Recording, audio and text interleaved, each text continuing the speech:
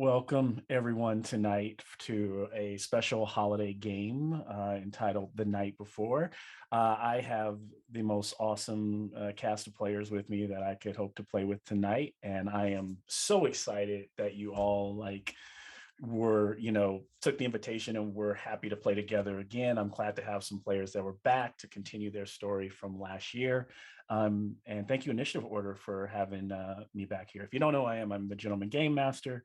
I run games. You can find me over at my Instagram, gentleman_game master. Also on YouTube by the same name, Gentleman Game Master. And then my players and I also run meetup games for players who are either looking to learn D&D or looking to learn other role-playing games, or just want a place where maybe your group is constantly being maybe a little too flaky, and you're looking for other players, and you want DMs that are going to really come with it with a really like a cinematic experience. And so that's our goal. So I appreciate you're all here tonight, and I'm excited. I'm really so excited for the cause that we're playing for tonight. And that is for the Red Cross, tornado relief that, we've had some devastating, situations that have happened in the past, weeks and so, I know a lot of people are hurting right now. So Bree, do you want to tell people where people can give or donate? Absolutely. Yeah. Thanks so much. So anyone who is currently watching the chat, I've just entered a command, which is going to be exclamation point donate. If you want to use that throughout sporadically, it's going to get the link to our Tiltify campaign, which is sending money straight to Funds for American Red Cross, specifically for the focus on the crisis relief in regards to the Kentucky tornadoes. So we'll be I'll make sure we're dropping that sporadically throughout. We have a goal tonight of $100 to raise, so it'd be really awesome if you guys don't mind, if you are able to. Every single cent is appreciated, so thank you so much. Yeah, thank you, Bree. Let's go ahead and introduce our wonderful players this evening. I'll go by the order maybe that I see you, and that does put Nikki in the hot seat. So feel free to tell us a little bit about, you can just tell us, your name, and what you got going on, in terms of the love for D&D, and anything else you want to share, and we'll continue in the same way with everyone. Yeah, right on. Maybe your social media handle, if you do social media. Sorry, I'm Nikki. Instagram is Reasonette. I've been playing, for 2 years now, ? Love it. It's a lot of fun. Former theater nerd over here, so it's a great outlet to play some D&D to get that cinematic experience. Thank you. Next I see here is Keith.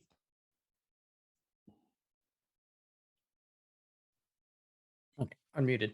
Hi everybody. Name is Keith. If we're gonna do how long we've been playing, I think 2018 was when my wife and I started, but I goofed around with it way back, and that's a longer story and shit. So I'm not gonna keep rolling on that. You can find me at IG. I am not Kevin Bacon. Twitter, all that D&D, and here on Twitch, Aloy808. I sometimes paint. I sometimes don't. I sometimes play RPGs, and again, I am in another charity game, and I'm happy to be in this. If you're able to, please donate. Thank you, Keith.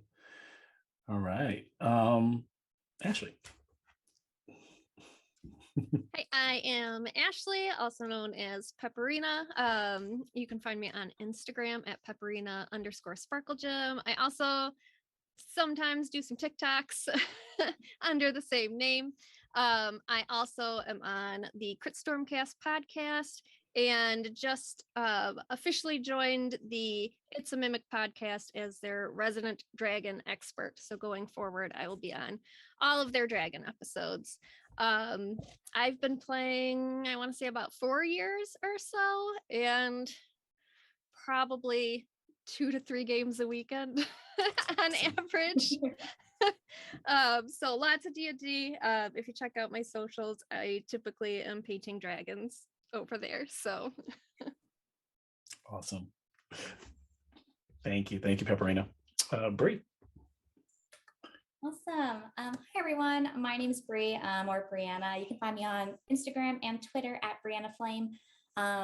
I've been playing D&D for roughly 6.5 years now. Very sporadically at first because scheduling is so freaking difficult, but I love it. It's so much fun. I'm really happy to be here at the table. I am normally found over at Second Star Show here on Twitch. It's a Neverland inspired 5e setting game. We're playing every other Friday. So tomorrow I will be on at 5 p.m. Pacific Standard Time. And then otherwise I'm normally found here on the initiative order, sometimes a game master, mostly just the channel organizer behind the scenes. But I'm super excited. Thank you so much, Malcolm. Thank you. Josh? Alrighty, hi, my name is Joshua Wellman, or Josh. I have been attempting to play D&D for a good decade before I was graced in the last 2 years to be able to actually play regularly, thanks to Malcolm's meetup group. And I don't use socials very much, so they would be useless, but I'm more than happy to play with everyone tonight.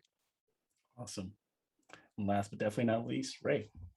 Hey everybody, it's Ray with Got DM. That's GOT_DM on Instagram. I craft, paint, and play D&D occasionally.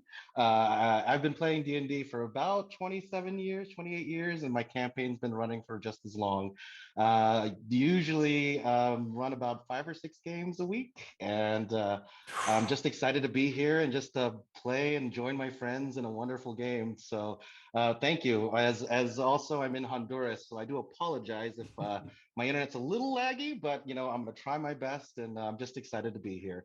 And just to throw this out there, if we meet our goal, I will match the $100 right after this as well. So just throwing that out there for us as just as a warning, or not a warning, but just a welcome, please. We know this is a great thing to donate to, and if all of us can put a little bit to it, there's a lot of people that need the help. So yeah, thank you what? for having me. Thank you. I like that. I'm going to put it myself on commit to do the same. So there we go. Excellent. Well, I just want to let you all know before we get started that I appreciate you all so much. This, a lot of you I feel like are friends. Most of us have never met up in person, but just the camaraderie we've had over the years, just on social media, you inspire me a lot in my craft. Keith, from just the passion you show on social media for your love for D&D. Pepperina, for every time you paint another dragon, I was like, I got to step my game up or just increase my dragon collection. Your TikToks are pretty dope too as well. For Bree, I mean, just I'm like, I got to take better pictures, and then and Ray, we won't even start on Ray. And just every time I feel like I'm doing something, he's like, no, I'm doing 6 games a week. Like, okay, I was doing 9 games a month, so I got to step it up. And then for my players, Josh and Nikki, thank you. You also inspire me because you bring really, you give your all to the game. You bring great characters to the table every time, and that makes you want to really give you the best possible world to live in. And so thank you all. Yeah. So why don't we go ahead and get a little opening going and set the scene for our evening. What I'll go ahead and do is share just a little bit about where the world is right now. The defeat of Krampus has banished him to his home demiplane that he shares with Father Winter. The heroes who defeated the Child Taker, they were heralded and they were celebrated. They celebrated a merry winter festival with all the folks of Snowville and the surrounding towns. Now, eventually, the party said their goodbyes and went their separate ways. All seemed well until the 12th month of Nighthall passed and a new year began. But midwinter, as it normally comes, it did not go. All should have been well, an unending winter soon spread across the land, and soon word came of the disappearance of those many heroes who had just saved that small town some time ago. A call has gone out across the territories for heroes to follow the North Star to meet the Winter Oracle, who knows the only way to end the curse that's on the land right now. It's almost, like I said, a full year has gone by, and you have responded, including 2 of you being the surviving members of the original party. You are tasked with ending the winter, saving the winter festival, avenging old allies, and hopefully finding out what happened to them.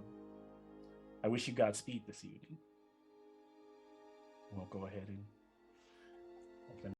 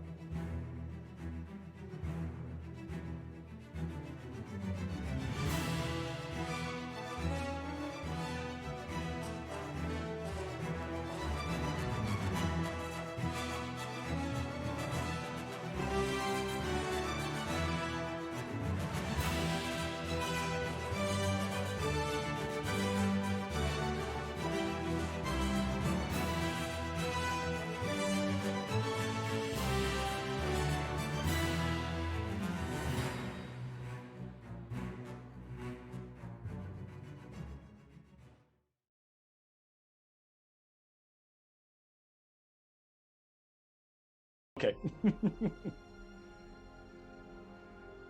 All right. Well, let's go ahead and pick up where our party is now. Our party, you've been traveling the treacherous mountain range for almost a week now. You travel mostly by night, following this northern star of Lathander. And in the past couple of days, the star has shone so bright that you're able to follow it even under the hazy daylight. You're bundled, you're prepared for the elements, and if the star serves you right, you should arrive at the Temple of the Oracle by sunset, here on the 24th day, the eve of the Winter Festival. Let's introduce our heroes. Tell us, your normal race, class. Give us a visual, what they look like, maybe even how they act, and then what we find them doing as they're traveling together. I will let you guys turn over to you all. You are the role players, and anyone wants to jump in and begin. Well, I would say that a very common voice that you're going to hear a lot of is probably going to be that of Juniper. Juniper is a little halfling.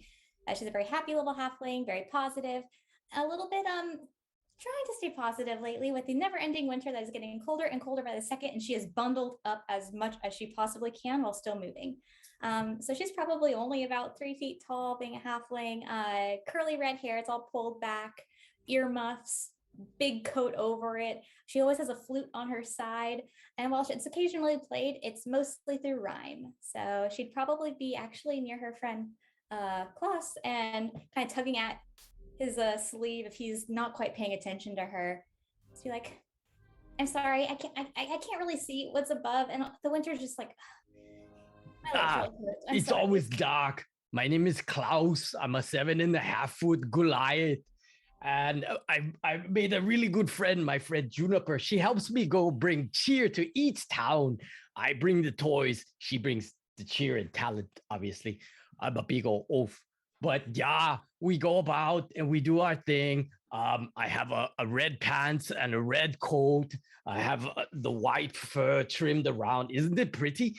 And I have my hat and my bag. And I have a cart. And with the cart is pulled by the moose. And my moose's name is Dancer. And she takes us around and we have a good time. Yeah, Juniper. And I kind of elbow her, but I hit her too hard. And she face plants in the snow. Oh, hang on. I'll finish my introduction one bit. I have to help Juniper. And I'll jump down into the snow and I'll pick her up. I'm so sorry. I always forget my strength. It's always that weightlifting and wood cutting and all that. It makes me big and strong. And I forget, Juniper, you are my little buddy. Okay. But yeah, that's who I am. I really like my hat because it's not the traditional red hat. It has this different colors and patterns on it, and it's nice, and the kids like it. And yeah, my name is Klaus. Love it. Who else do we see? What you'll see is a small goblin about 4 feet, about 4 feet 5, 4 feet 6. For the most part, what you'll notice, he looks like he's about 80 years old, but definitely has a young spirit. The one thing you'll also notice is he's got a lot of heavy caked makeup. In the past, he was hiding out as an elf that used to work on toys, but after figuring out what he's not an elf. You'll see a goblin. He is a arcane trickster. And one thing you'll notice, he's got a very significant large pouch on the left-hand side. And one thing you'll also see is as he's kind of putting his hand in this pouch, sounds like a handful of like porcelain ball bearings, but you'll actually notice as he goes next to Rosi and he goes over and goes, "Hey, I got all the teeth." And it looks like a bunch of baby teeth that he has probably taken from the elves as he's holding it. And the one thing is his weapon on the right side is it is a shiv that he has made out of a toothbrush it's very prison-like status. So he's kind of shaving it and he's kind of kept it in onto his person. The other part is you'll also notice that he has a somewhat looks like a combination of a lizard and a monkey that's put together, and it's a pet that he holds dear to him. This lizard monkey wears a little small coat that has like a little wool coat that he has on him, and it's probably just as important as his best friend Rosi. The other thing you'll also recognize is that even though it's snowing, he does go barefoot, but the other thing is that the only thing he does not cover most of it is that his head, he has a red cap. And this red cap looks very, very dingy. It almost looks like it's probably been dragged in the mud at some point. But this hat is something that he will not take off at any point of this game. So that's my character. Love it. Nice to Meebee, meet Meebee. you are always so concerned with your dental hygiene. Oh, my dental hygiene, but I also Everybody's like dental. I'm Exactly. Rosi. Don't you know? I am a deep gnome clockwork sorcerer, and I dabble in a little bit of artificing, mostly to make toys for all the good little boys and girls out there. With me, you will see a clockwork penguin. It's my most prized toy that I've ever made. His name is Chili. So Chili, Meebee BB, and myself have been we've been traveling around together since I also got kicked out of the workshop. Not because I'm a goblin, but I made a few things blow up, and they, suggested that I take my talents elsewhere. They wouldn't know talent if it bit them in the butt. I'm telling you this right now, Rosi. They don't need any I of it. know it. I know it. You and I will stick together. Exactly. And I give you one of the teeth.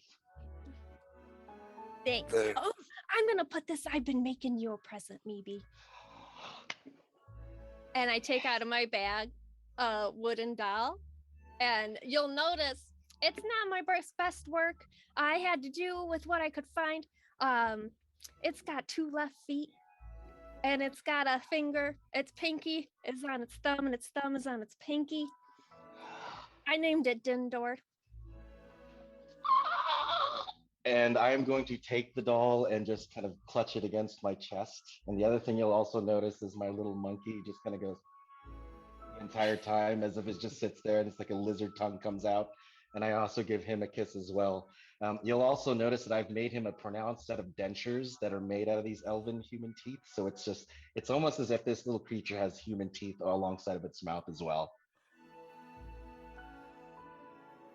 Yes, there is talent, a great wealth of talent within us all, says Kraza Kringull, the bugbear paladin of the Order of Good Cheer. Was banished from his goblin tribe for being too polite and nice to those around him, and found his calling as a paladin, a wandering knight who goes from town to town in the north, doing his best to protect people and bring good cheer.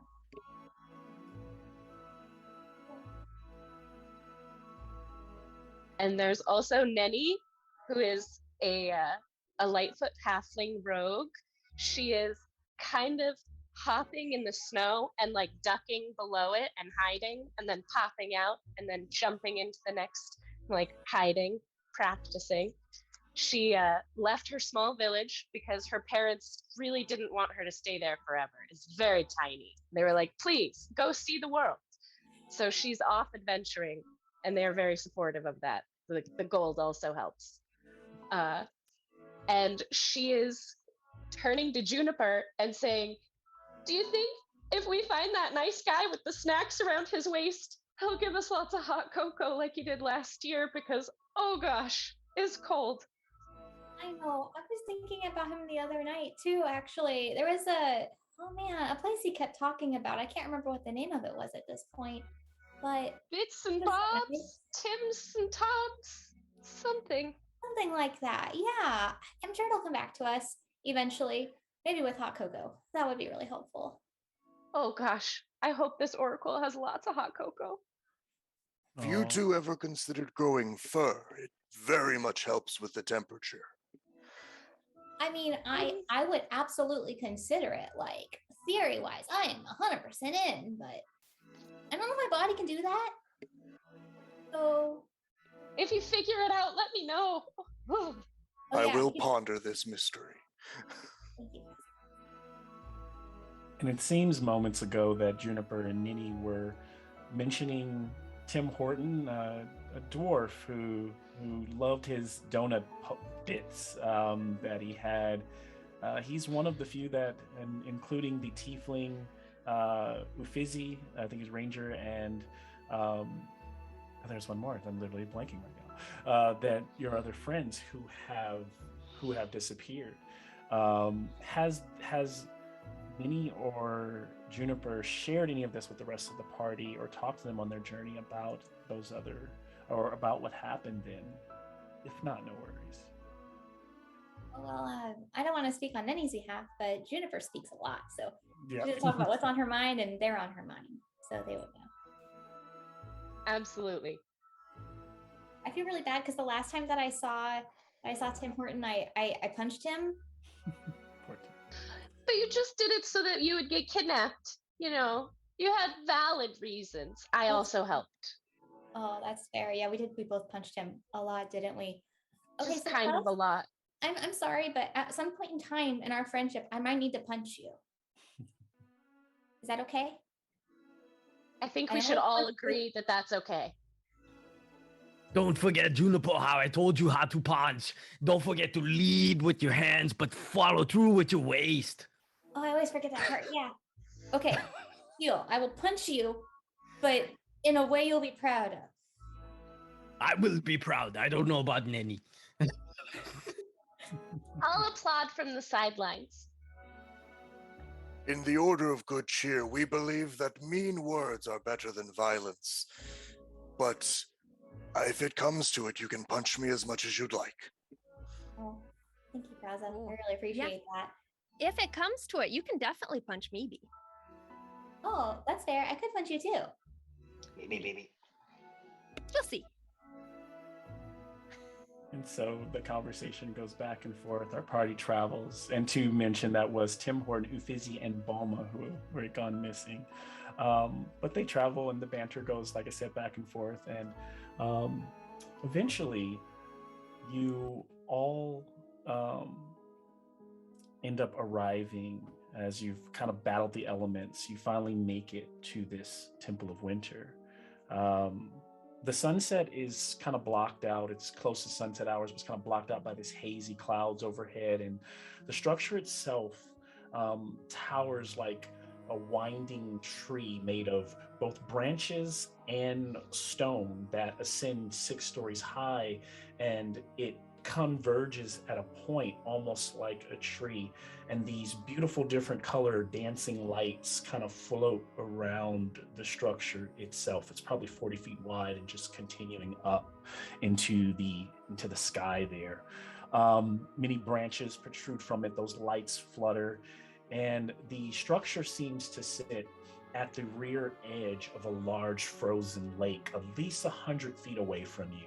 And you can see that the archway, probably 8 feet, tall, is open, stands wide wide enough for two of you to get through, but it's far away. And there are a couple of braziers that are burning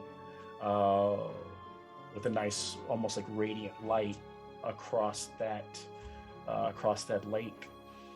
You guys have finally made it. How will you approach?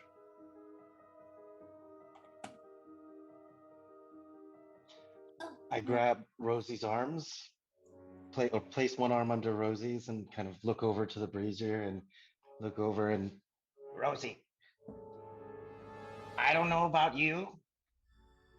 I don't know these people very well, and they haven't given me anything that I could use as far as a tooth. But I'm thinking I could probably get something really good in there. This does look like the place we should be. I pull out my shiv just to kind of ready it myself, and I start to crawl. I start to sneakily come up to the door and see if I can examine the entrance with Rosie. Like arm in arm. Arm in arm. As you Yeah, guys arm in begin, it's a good 100 feet off, and it's across like pure kind of slippery ice. Both of you, Rosie and Meebee, can you give me a perception check? Ooh, yes.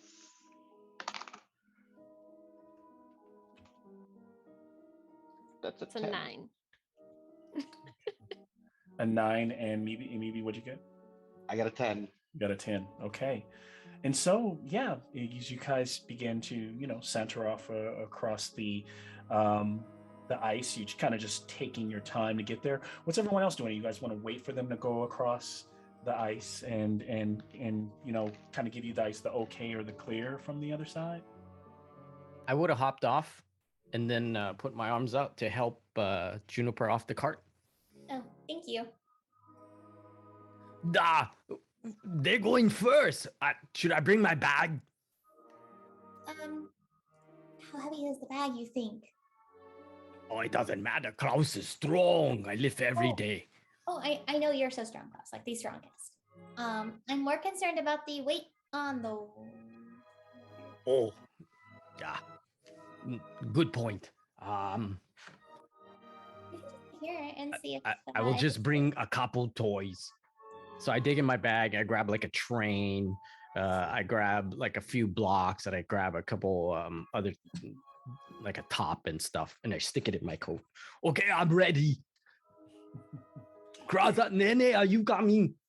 Yes. Now, Meebee and Rosi, you are already on your way. Are you all? Yeah, you guys are just kind of heading out. Okay, as while everyone else is kind of talking. Okay.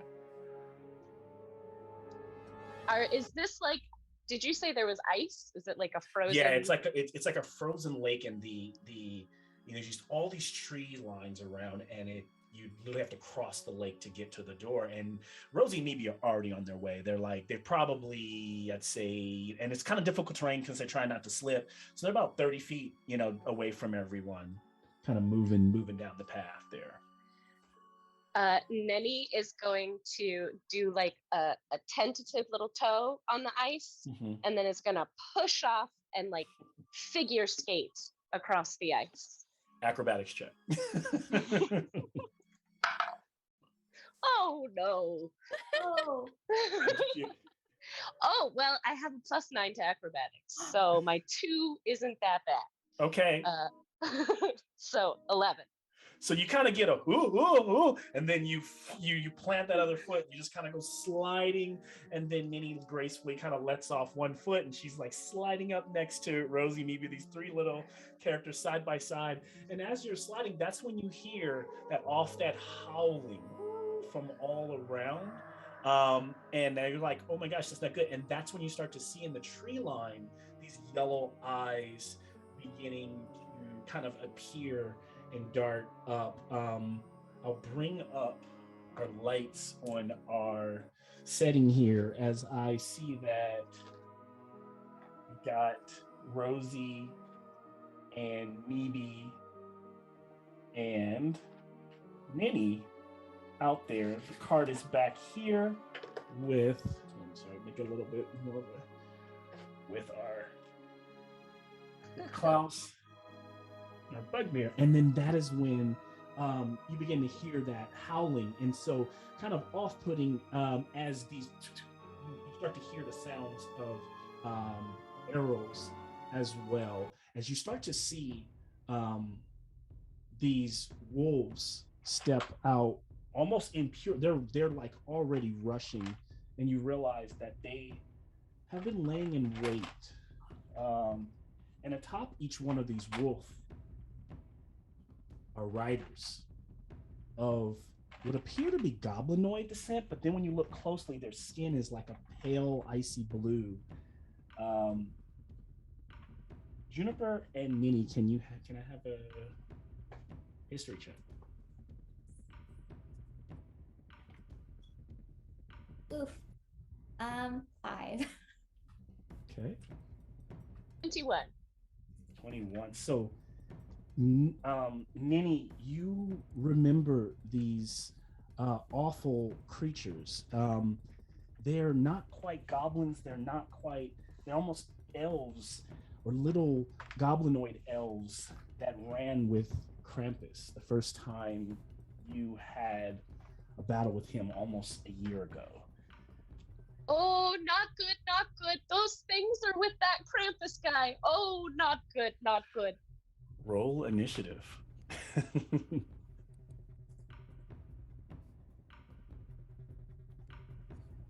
That's what I expected. 18. If those perception checks would have been a little 18, nice. So I got 18 for Maybe. oh, let me go back. I realize I need to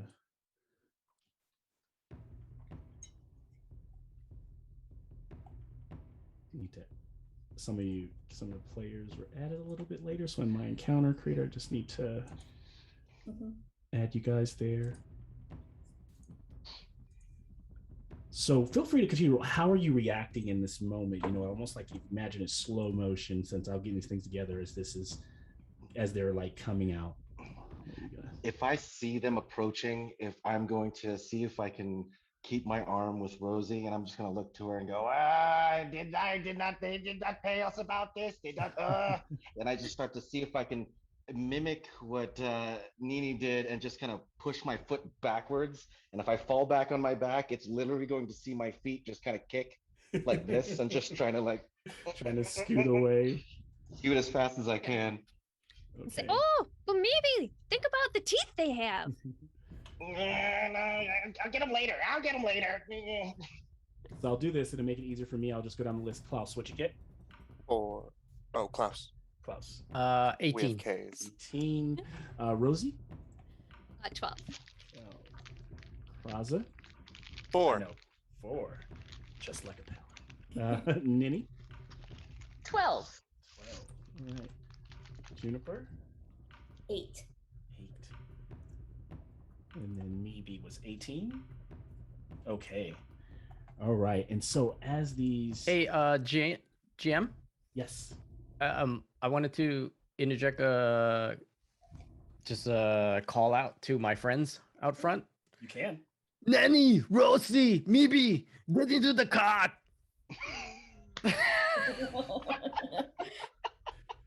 So because of, I will take this as a surprise, as your guys are being surprised, the only the goblin riders will get to attack the surprise round, but they're firing those arrows off. So let's see what they get. So, and they're going to fire, they're firing them kind of one at each of you. So we'll do first one. So all these arrows in the sky. Neni, let's see what we got. Dion's rolling low. I'm going to get the real dice out. So that's going 13. Miss. Oh no, did I freeze? I think I froze there for a second. What'd you get? Did I hit you? No, you missed me. The next one going after for a 19 on little Rosi. Oh yeah, that's definitely a hit. And then a 7 for Meebee. Nope. I know I don't hit the paladin, and I know it doesn't look like I hit for Klaus. I had a 14. Klaus, does that hit? Sorry.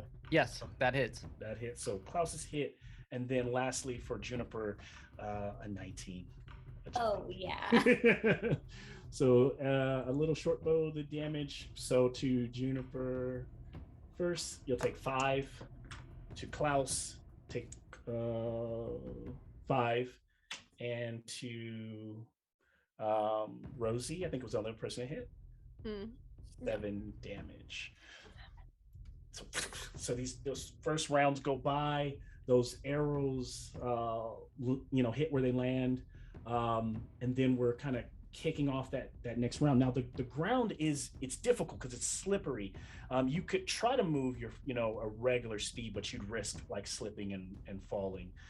So these wolves are moving up, but because of the difficult terrain, they're going to move only half their speed, and they're moving as a pack here. But so be 40. So.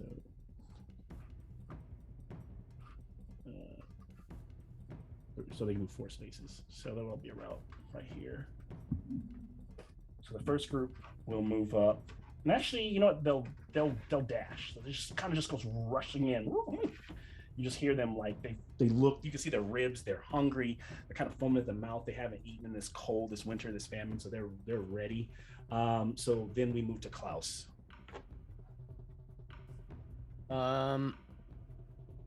Do I have time to do a quick scan of the humanoids? You do. You want to give me tell me what you're trying to do. I'm trying to see which one is the leader. Oh, okay, good call. As you look around, give me a quick perception check. Yeah. 14.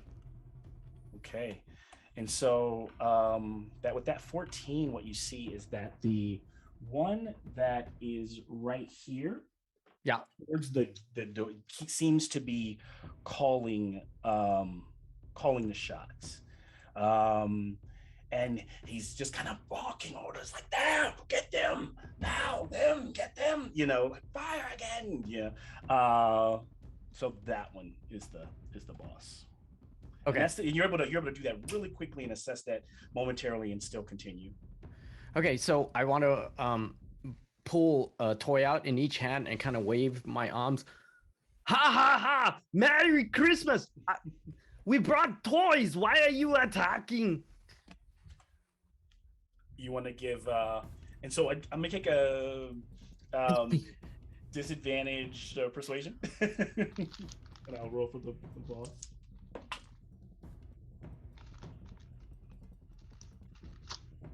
Not bad. At disadvantage, 14.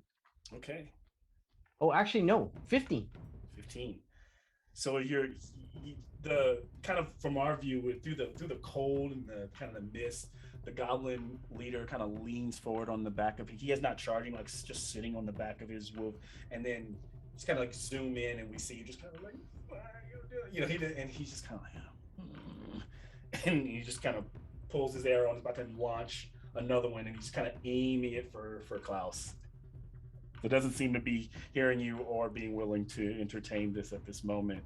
That is there.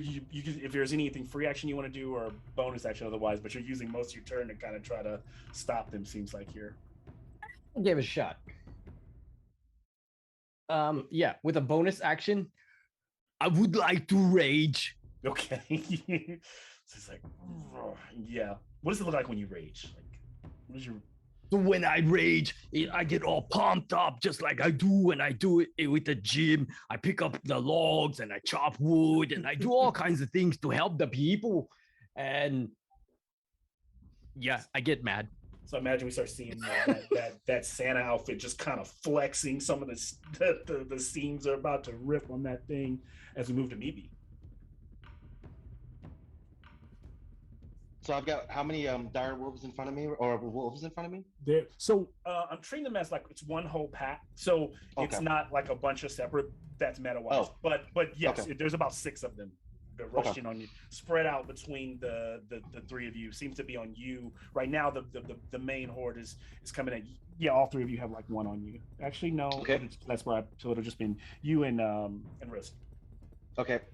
What I'm going to do is pull my dagger and very distinctly try to hit the corner jaw. And I'm not going to stop if I get this hit. I'm just going to keep stabbing as much as I can. Very much San Quentin prison status. So if I can get it, and I'll try to hold on and just as fast as I can. Go for it. +3. Ooh, dirty 20. Ooh. And so with that, you hit that first wolf right in the jugular and just start going to town. What's your damage? Let's see. That's going to be plus that 6 stamp points of damage. 6 points. So that first wolf takes that. I don't know if you've got more in you, but that you can tell it looks weak as like blood starts to kind of shoot out the side of its neck, and you're just in the fray, like ready to go for the next one. But that's what you got. It's still alive though. Okay. If I can, I mean, just for flair, if I can put a finger in that hole, I'm gonna see if I can just pull a tooth as much as I can. Just gonna jab it in there, just gonna. Can I have the athletics check? Yes. Ooh, and I got. Okay, that's gonna be a 16. Okay, so that you end up like ripping that tooth out. Give me a D4. Roll a D4. I'm kind of rolling cool here. Okay. That's gonna be a 3. A 3, somewhere around the desk. So you took 2 extra damage off that wolf. It's like you stab it and then actually pull one of its like fangs like right out of the side of its jaw. Starting to let everyone know that like, yeah, they clearly know at this point that this group is definitely not going down without a fight. We then move from Meebee as you're setting the tone there. That second wolf pack is moving in.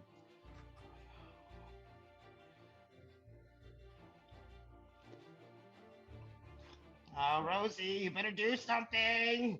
And they will start to Thinking. spend the rest of their time dashing towards Klaus, actually, and the other bigger fighters over there.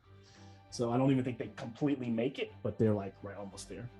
All right, so the wolf pack doing that, we move to Neni.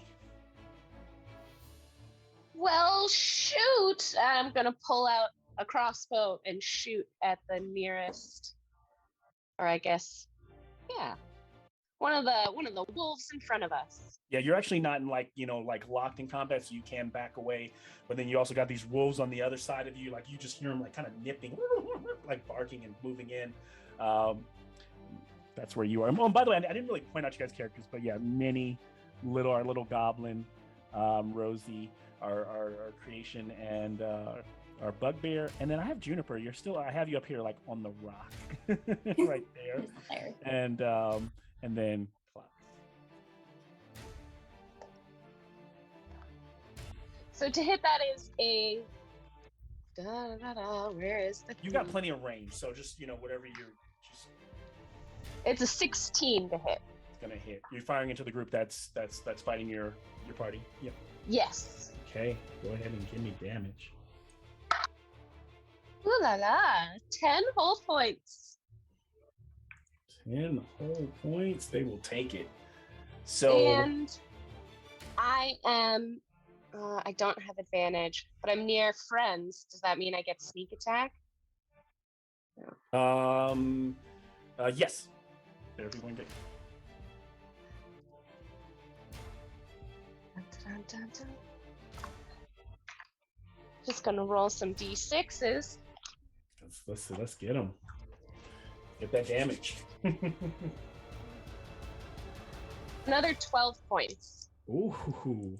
So with this being like a big mob of wolves, and kind of cleaving damage, you take out 2 wolves with one shot, like goes through like the side of this creature's jaw and continues out as it lands on the ground and slides, and then slams into the eye of the one that Meebee had just pulled the tooth out. So as the tooth's coming out, it hits that one in the eye, and it goes down. Oh, I think you can get more teeth now. Neni, is there anything else or any movement you want to do? Are you good where you're at in that moment? I'm gonna stay where I'll stay. All right. camera kind of, after pulling back on Neni, pans around and sees Rosi right next to her. Rosi, you're up. Okay, so there's what, 4 headed towards Klaus, is that correct? It's about 5 of them, and they're like 5 of them? they're like a whole group. Yeah, headed towards Klaus right now. I think I got an idea. And you'll see her, she bends down and swirls up some snow into a ball. And I chuck it at one of them, and with that I cast Snowlock's Snowball Swarm. Oh, okay. So Nice. that's a flurry of magic snowballs erupts from a point I choose, so that's where I threw it at. Yep. Each creature in a 5-foot radius sphere centered on that point must make a dexterity saving throw, and it's Okay. of a 14. I take it you're doing it like back here, so it's like the 5 foot, like, or is it? Oh no, the one on Klaus. So it's like Yeah. right there, 5 foot radius. Okay, so yeah. So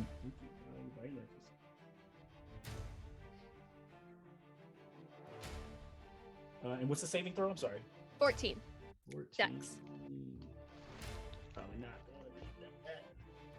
Nope. So it's what does it look like? What does your spell look like? As these, I imagine, like all these snowballs just pelt. the She crap yells, out of "Get us." away from my G-darn friends!" And she throws it, and then just a whole bunch of snowballs come flying down from the sky. Awesome. So all those one after a time, they start to get beat up. Go ahead and roll your damage for that group. It's 12. It was 3d6. So if anybody saved, they take half that. Okay. No saves. So they all. So it's enough of them to hitting him where one of the wolves just drops over and is and like kind of like crumples over the way, whether it's dead or not. It tries to get up and it just falls onto the ice and is out of there. Anything else, Rosi, before we move on? Am I close to Neni? You are right next to Neni. Okay, so I could essentially touch her weapon, correct? Yes. It's not magical, is it? It is Her weapon not. is not magic. Okay, I'm going to use It's one about to of be. my artificer abilities and infuse that with. Let me read my notes. Repeating shot. So this magic weapon grants a +1 to your attack and damage rolls made when you use it as a ranged attack. It ignores loading property, and if you don't load it, it magically reloads itself. So it's constantly reloading. Rosi, you're so cool. Do you know what that looks like? That what you created, or what that might look like? That spell as you put it together. So I would just touch it, and I'd be like, "This might help you, sweetie," and just all of a sudden, is it a crossbow? Yeah. A bolt just appears, and it's just like a magical, glowing, like glittery sparkle bolt, and it just keeps reloading every time you shoot. I do a test shot and it just reloads. It like just charges up. Like you're like, oh shit! Like it's got like runes glowing on it and stuff. Do like a little tap dance of excitement. Very cool. While this is happening, like watching as like dogs get mauled, little goblin, leader who's kind of walking back and forth, like kind of like growling angrily, just kind of looks and eyes the sorcerer or the artificer, seeing what just turned Neni's bow into, and just launches a javelin towards which it is not going to hit. So javelin kind of lands into the ice right near you all off, and then he kind of hunkers down and starts moving, rushing in. Yes. Oh the Lord. They're like kind of just, you can see he's like yelling something out in Goblinoid. I don't know if anyone, actually Kraza, you hear him saying, "For the winter devil, for the child taker." We will avenge you. We move to Juniper. Oh goodness. Okay. So, the big guy who's running around, how far away is he from Juniper? Right, and he's just the boss. He's still little, but he's just calling some shots. But is that the guy you're talking about? Yes. Yeah, he's about 15 feet away, even though he's like kind of trying to bite in on that difficult ice. But yeah, 15 feet away from Juniper. I mean, from Rosi, you said, right? You said how far is he from Juniper?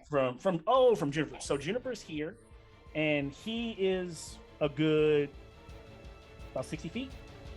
Okay, he's a little bit outside of where she can reach. Unless she moves in. If she moves in, 20, 30 feet, maybe. I don't know if that does it. I don't know.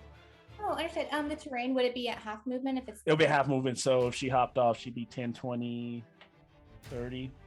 Like three, she could move like 3 spaces to get a little closer. I don't know if that would do it. That would put her at 10, 20, 30, 40.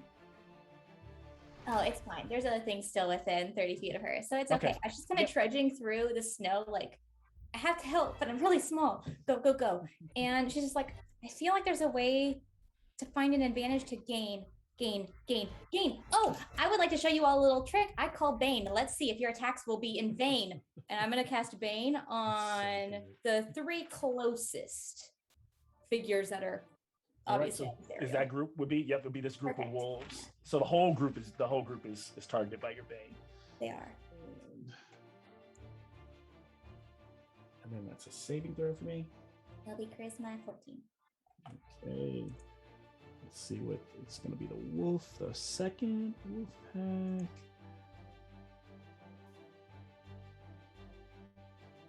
Ooh, maybe a 12. So probably still a fail. No, it's a 14. Okay. Yes. Awesome. So as I failed, I will have to roll a d4 and subtract the number from any attack roll or From any saving. attacks they do. Okay, perfect. Awesome. So this skill moment is, you can kind of see like slow, powering them down, taking that spell taking in full effect. Juniper, if that ends your turn, we move to Kraza. Well, actually, Kraza, I don't tell you this enough, but Kraza, Kringull, you are so cool. I'm going to give you inspiration. Thank you for saying that. I greatly appreciate it. Oh, 38. Right. Can I move in between the 2 wolf packs? You can. You may. So so these are 10, 20, 30 because of the difficult terrain. So you would probably only get like 3 spaces because the double movement. All right, as long as I can reach one of them. One of them, yeah, you definitely reach that group. All right. Klaus, we must defend our friends in the cart. And he's just going to whip out his long sword and shield, and he's going to just try and swing at this wolf pack. Okay, you got it. I'm going to use that inspiration. The dice are starting.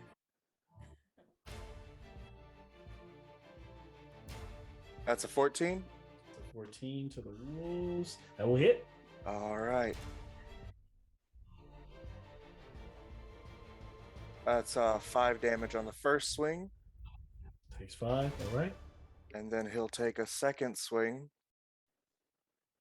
It's a 14, another 14. That will hit as well, yes. All right, and he is going to, with this second swing, he's going to deal 9 damage. And as it hits, I'm going to burn a first level smite. Oh, okay. I think that is 2d8 extra radiant for another 6 radiant damage. That's quite a few damage numbers. Let me know if I need to collate them. So I think so. With that, just as you, what does your radiant damage look like? It's like being the follower of Great Cheer. What? It is. It's all wreathed in lights, blinking like it very much is Christmas lights. It's as if he was struck with twinkling Christmas lights as it connects. Nice. And the sound of bells in the air. As you go slicing through them, taking out 2 wolves, cleaving through them with this one blow. they are no more. There are only a couple. Well, one in front of you really would have gone down, but there's, you get it. There's only a couple of them left as you're working them right now. As they start to kind of look a bit shook there on the ice. Only really here probably because of how hungry they are. But I leave the rest for you, Klaus. Yes. At this moment, the Wolf Riders will all move forward.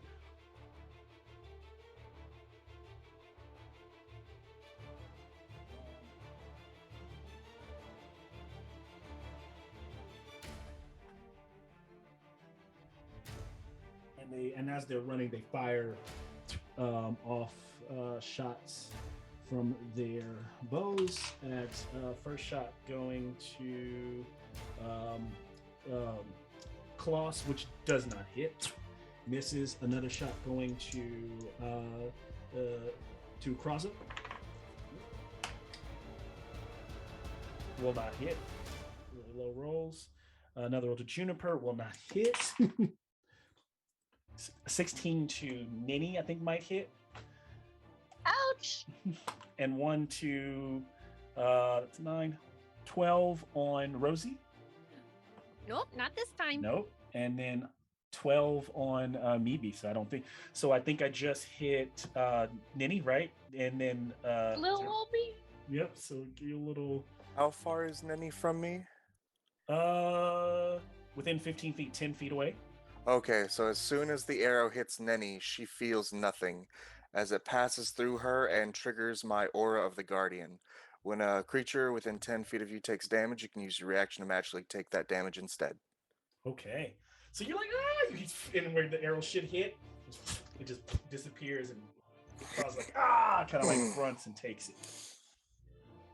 Amazing moment That there. was just like magic. Everyone at the end of this first round, give me a dexterity save. And what was You're the all- damage on the arrow? Sorry, the arrow was 5. Sorry, I didn't. Natural 20. 25, like, so Rosi looks like she's good. Juniper looks like she's good. 15. 25. Ooh, you get you guys just like dancing on this ice. 10. Oh, Klaus is like Kraza, and I try to get my footing and only roll a 11. 11. Yeah. All right. So It helps to be so, close to the ground. yeah. So Very all of you. stable. All the short people made it. So you just hear under your feet, Kraza, just the ice just kind of just as you bite in, and you can see there's a moment where you a space in a crack in the ice left from where your divine smite slammed into, and a little flicker of that glowing energy leaving it, but you're able to stop yourself, but nothing happens. Top of the next round, as the wolf pack that's getting, both of them are starting to get kind of whooped up. This one here that's fighting Meebee and them kind of closes in, kind of moves around, and will make its attack. Sorry here. Go ahead. Oh my god, rolling terrible. That's like really good for you all. So he's like, these wolves just can't get just kind of trying to bite in there, can't get anyone. Moving to Klaus.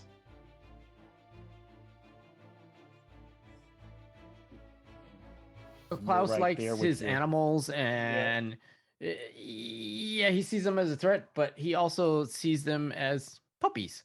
So I'm Yeah. gonna cast Speak with Animals. Okay. Okay. And the closest wolf that's next to me, I would like to speak to it. Why are you trying to bite us? We're friendly.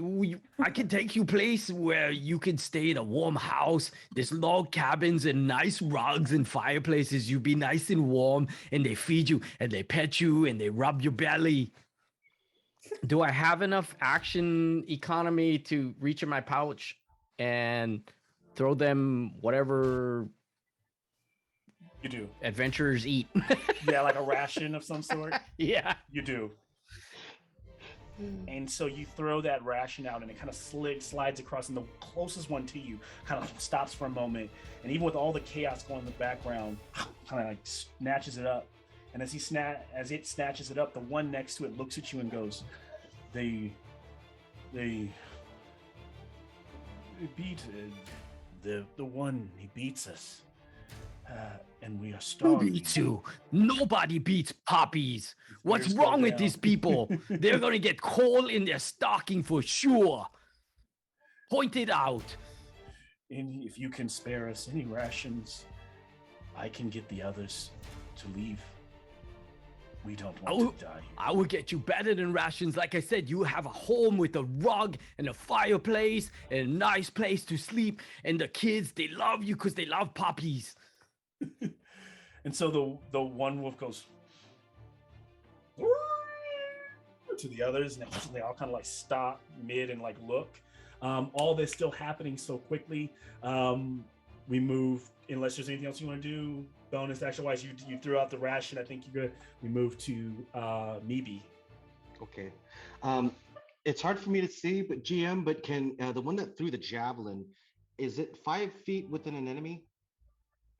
The one that threw the javelin is 5 feet within an enemy. It's actually within 10 feet of an enemy. Yeah. Okay. That Never one. mind. Then I'll. Okay. What I'm gonna do is just go ahead and do my attack on the wolf that is in front of me. Okay. Since I've got some friends next to me, what I'm gonna do is sneak attack. Okay. Let's And see. that wolf, can you give me insight check? Quick insight check. Oh, yes. Oh, 13. You've heard that howl, and you've noticed that like the wolf that you're fighting, you literally got to see that because it's on Rosi and Neni right now, those two, and you see it, their ears kind of go like up and it's almost like the moment it stops, you're going in for the stab. Do you commit to it? Yeah. Okay. Oh, I don't like that. Okay, here we go. All right. That's a nat 20, total 26. Okay. 26 damage. No, 26 to hit. Oh, 26 damage. Oh yeah, you hit it. Yeah, go ahead and give me damage. All right, let me get some extra d6s here. I actually might have to get my generator. Screw it. Let me see if I can get my extra d6s out. All right. Let's see. 15 and then 4.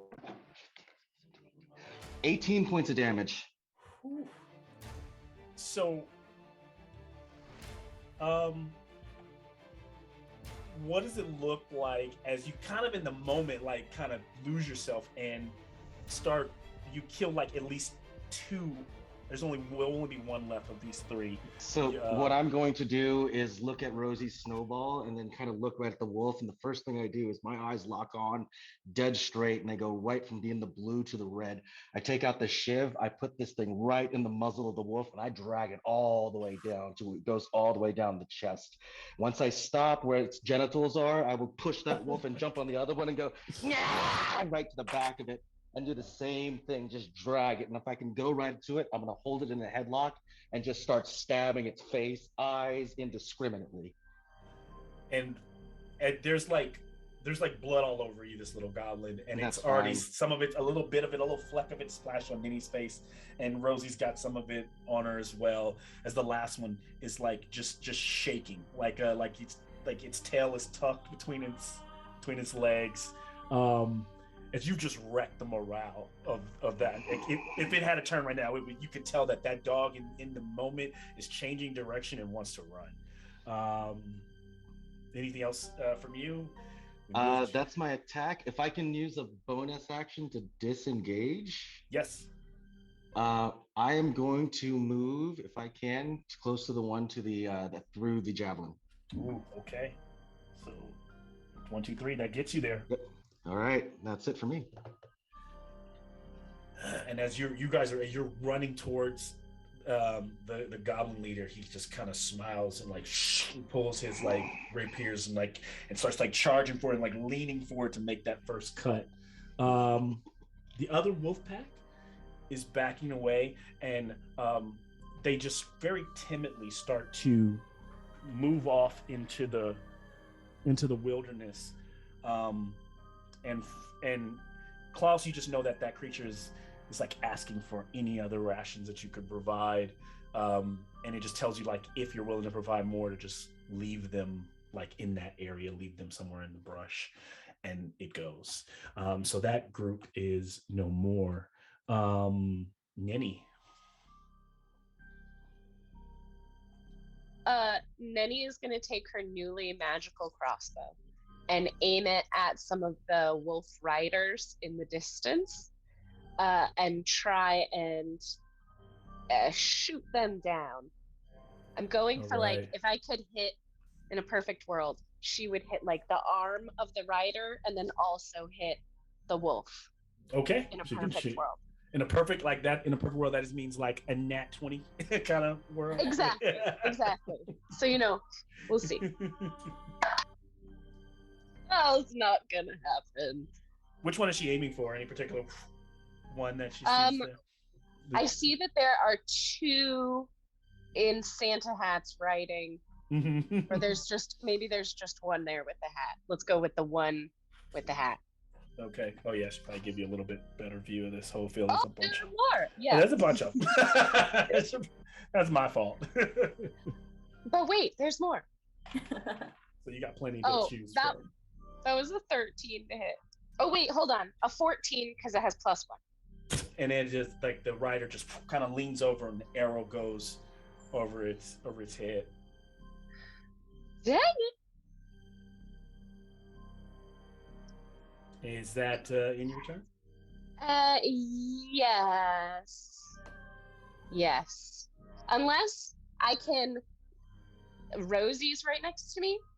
Mm-hmm. I'm going to like go over behind her and crouch and hide behind her. Okay. Okay. So you go over by Rosi, hide behind her. The last wolf looking shooken right now. We then move from Neni to Rosi.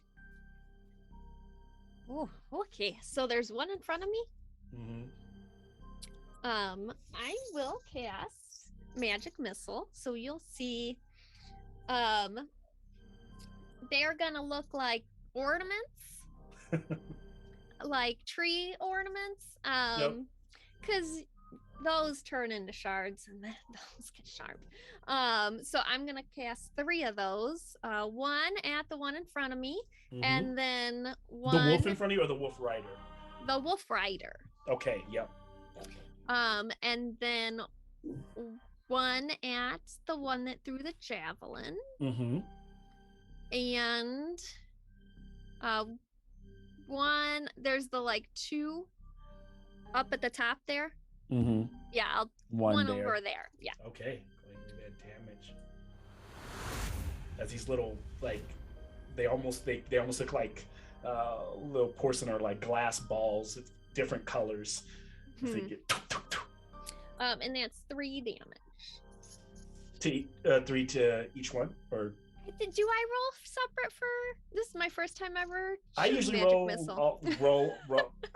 usually roll 1d4 for each magic missile. For each so you one? either roll them all and then stack them on a creature, or spread them out.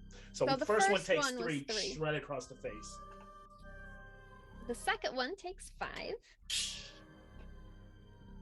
And the third one takes 5. So there's just taking, all just took like an ornament to the face that just shattered. You see like shards of it in his skin. As he looks like one of them looks like it's blinded. Anything else from Rosi? Oh, I think that's it for right now. All right, Rosi, we move to the Goblin Boss. Kind of is running at Meebee and takes a swing with the first strike, doing 12, with the second swing of that scimitar doing 18, and delivering a slash across his back of 7, and then he runs by using his bonus action to disengage. And turn. It's almost like he just ran by you and cut you, and then like moved out. And only when he wants to stay within range, so he kind of moved here and then turned turned around to kind of try to do the same thing again. We move as this is happening, as he's going by. Juniper, you are up back over here near Klaus and Kraza. Okay, perfect. Let's see here. And the creatures who were baned, am I correct in saying those ones have left or were taken care of? They are taken. They're all gone. Like literally, they've ran away, and yeah. So there's literally only one of the original, which these guys are really not there. They should have been over there, but there's only one of the original wolf group, and the rest of them are the wolf riders right now. Oh, got it. Okay. Juniper is going to move up 15 feet using all her movement to try to get closer to the goblin leader essentially. Yep. What would he He's right there. Yep. So he's within 20 feet. Oh, 20 feet. Okay. That's nice. And some of his little buddies are near him too. Right? Am I saying this correctly? Yeah. What are you? Some of his buddies are near. Yes. Okay. Wonderful. If it's a rate. I like this. There's something I've been wanting to try. I think I'm gonna try to cause a little mischief. Oh, I need a snack. And she's gonna pull a small little piece of crust from an apple pie she was munching on earlier, and her mouth and start chewing it. And then she's gonna focus all her energy over near the Goblin Boss. I would like to try to position this so it does not have any of my friends involved in it, but I'm gonna cast a Nether's Mischief.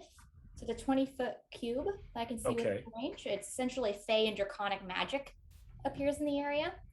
And then, Yep. So 20-foot cube, we get all of these three over here, including the big boss guy. Ooh, wonderful. I'm gonna roll a d4. 1. Ooh, okay, so the smell of apple pie is going to fill the air in that area, and every creature in the cube must succeed on a wisdom saving throw or become charmed by me. All right. And that they don't do well. So let's see what we get. So the Goblin Boss gets a 19. He's like, nah. He's like, something's wrong. It's not real. He's like, they don't see any apple pie. And he kind of sets his eyes on Meebee as the other two. One gets a 13 and the other one 8. So I think the 8 is, I know the 8 is a fail. Is the 13 a pass or? No, just fails. Nope. Okay, so the other two are like, they like crossing him and being like, what a fine smell. An apple pie. Oh, and there's a smell of like cockroaches in it. And then so what happens to them, or just remind me effects wise? So essentially they are charmed by me until the start of my next turn. And then so one of them goes, boss, we're hungry and we're tired. We need a break. This is not worth it. And then they just kind of yelling that out. Anything else from Juniper? Just gonna loudly, oh wow, I really love this apple pie over here in this area. How convenient. That's it. Okay, so they'll start moving. Oh, it's over there. They're moving in that direction as we kind of spin over to Kraza. All right, I'm going to use that movement to get as close to the Goblin Boss as I can, the full 15. Yep, you got it. Wonderful. And yells out, Meebee Galok Nor Ubukdal in Goblin. If you must kill them, at least kill them with kindness. And then to the Goblin Boss, Golo Koror. Your behavior is very poor. As he swings his longsword at his skull. Go for it. That's a nat 20. Oh, there it is. Is that the first one? That's the first one. Awesome. And I'm going to throw, this is overkill, but I'm going to throw a second level Divine Smite on that as well. Get it. Oh, yeah, get it.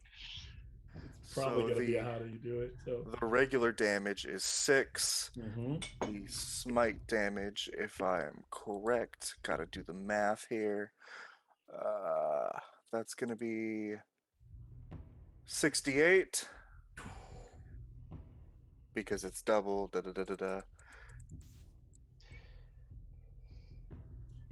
Can you survive another 36? Oh, of course not.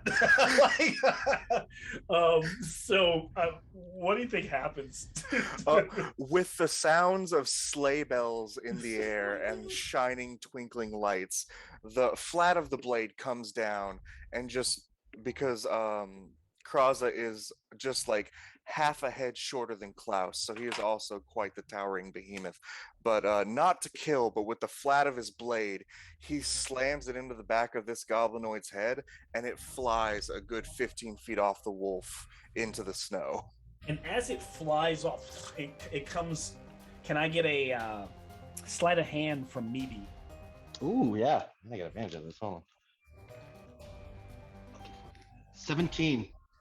So what do you snatch out of the skull as it goes flying by you? What are you able to take from the goblin? I don't know if it's a tooth, an eyeball. If I can, I am going to place both. If I can get a grasp on it, I'm going to take the hilt of that toothbrush where I've sharpened it, jab it into his eye, and I'm just going to push against where he's falling against, so I can use the momentum of his fall to jab in and jab this thing here and pull this all the way out to his ear.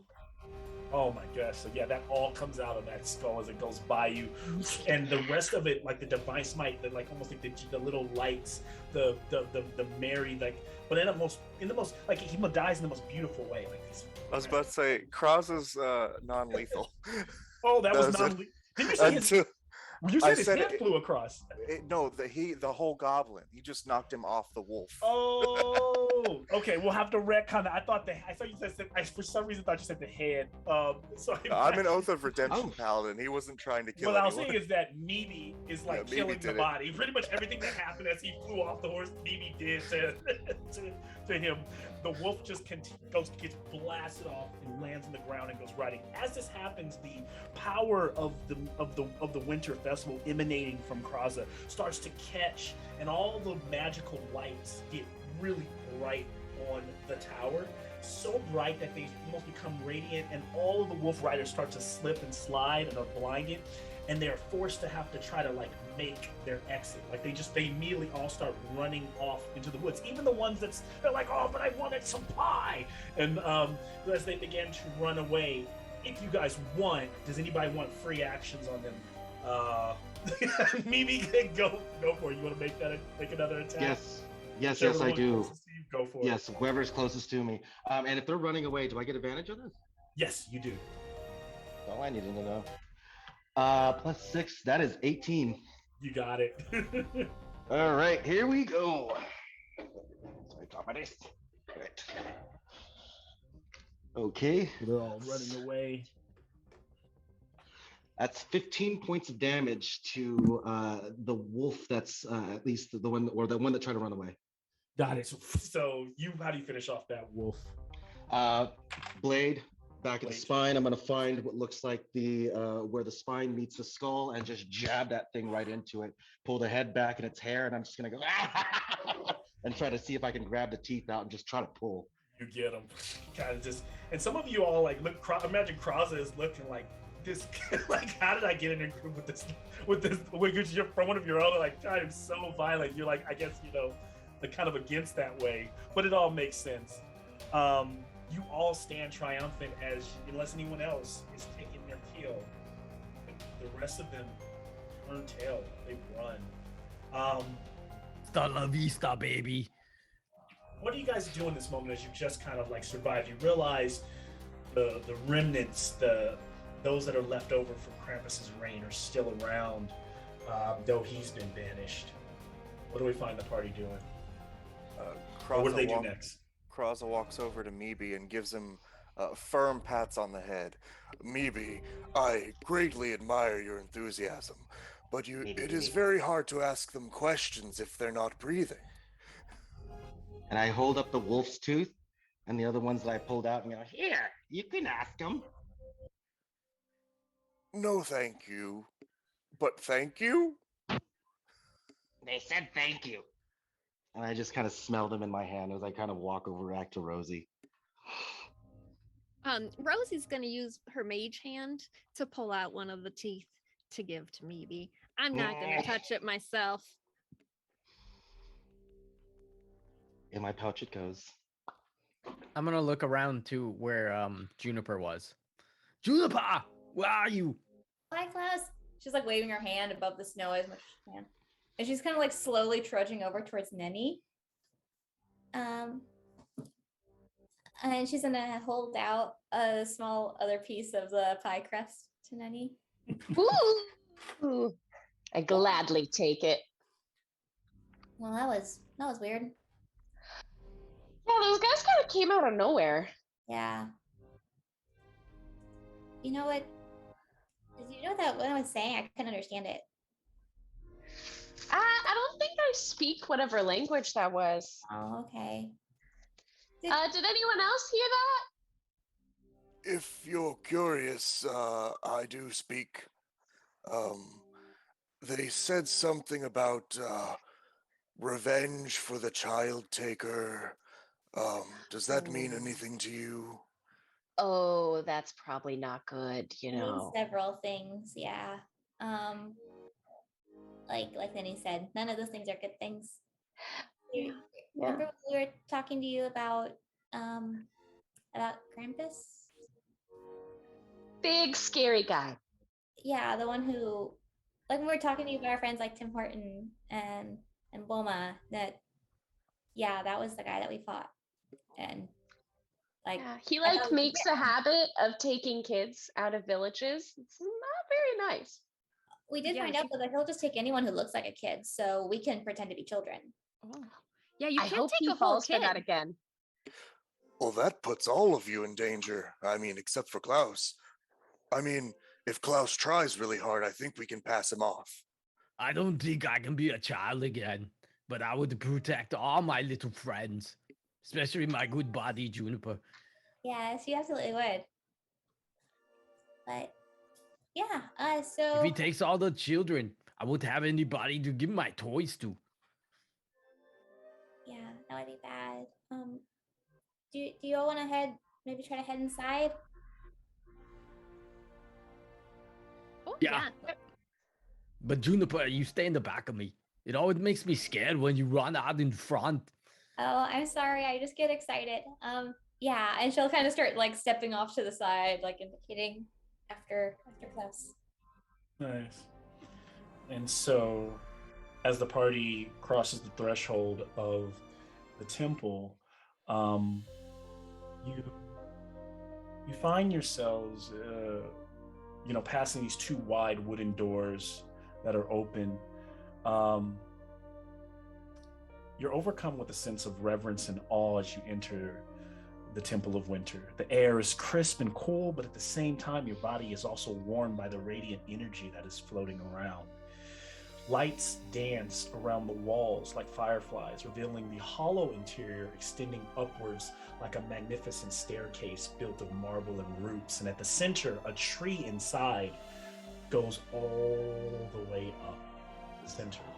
Now, at the center of that magnificent tree is a dais, like a little rising, altar. And on top of it, you catch what starts to fight that sense of apple pie is the smell of hot chocolate and gingerbread. And you see that there are gingerbread cookies and chocolate that are there on this pedestal. And as you finally appeal, like I said, and you just kind of looked around, you see that. What do you all do? I inspect the gingerbread cookies for enchantments. Okay. Yes. And I take it's probably not detect magic, you're just kind of like looking over them, right? Trying to see if you can figure anything just out. Just with there. my eyeballs. Yeah. Can I get a investigation check?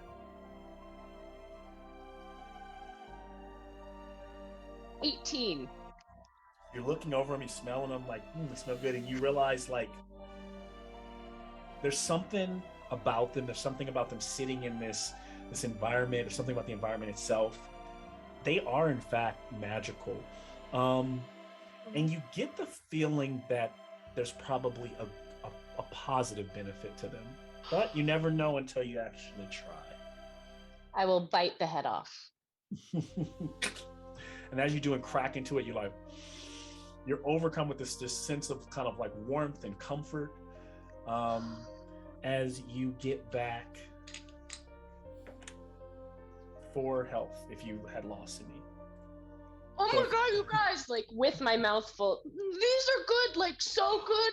I feel so warm and cozy. They're healing cookies.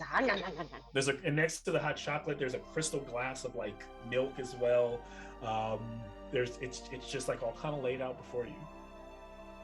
I take Meebee's arm and like, let's go. And I'm gonna hold Just like my little start doll. eating the cookies. Yep. Mm-hmm. Maybe. I'm gonna just be in front of the tree. Oh, sorry, Brie. Oh, no, go ahead. Yeah, I'll just be in awe of the tree and the whole experience and just stand there. Nice. In which case, Juniper would go over to like where the gingerbread cookies are and try to find like the 2 tallest gingerbread men, and grab one of each. Kind of walk up to Kraza and try to hand him one of them. I'll take it. And go over to Klaus and hand him one as well. And as I reach down, I look at Juniper. Juniper, this is one of the most beautiful places I've ever been to. And there's like a little tear that comes off the side. And I kneel down and I look up at her vantage point and I just stay there. I'll grab a mug of hot cocoa to go with the cookie and just dip the hole like a little more aggressively than he needs to, just because he's big and clumsy, just dipping it into the hot chocolate and biting into it. And as Klaus is kind of in this reverential moment of this beautiful place looking up, and Kraza is eating, and everyone is kind of enjoying this moment and being comforted, any sense of exhaustion that you would have had from the long journey starts to, just shed. And at that moment, some of the lights start to twirl and they start to come together, forming this radiant humanoid body floating right in front of the tree. And slowly out of the light appears this woman of just kind of a strong stature in this almost like a gold and white, almost like cleric, a priest robing. And a bit of divine light forms wings behind her as she begins to float down. Her eyes light, her skin just kind of like a bronzed color. And as she lands in front of you, she begins to speak. And she goes, "'Twas the night before the merry winter festival, when all through the house not a creature was stirring, not even a mouse. The stockings were hung from the chimney with care, in hopes that St. Nicholas soon would be there. But he will not come this night and give gifts. The winter truce is broken, and he is forced." She says he will not give gifts this night. The winter truce is broken, and he is forced to make it right. Krampus has been banished by you and your friends, so St. Nicholas sends his own soldiers to make amends. The sparkle of Tim Horton, Uffizi, and Bulma has gone out. The 2 that remain must fall, but there is also another route. The portal to my right, and it opens up, leads to the shrine of the Winter Devil. There you must complete a ritual to resummon Krampus, dooming bad children to great peril. To the left, another portal opens, leads to the abode of St. Nicholas, the Giver. Defeat him and banish him far from hither. This way no children will receive gifts when the 25th bells, but they will also never fear the lash or the switch of Krampus as well.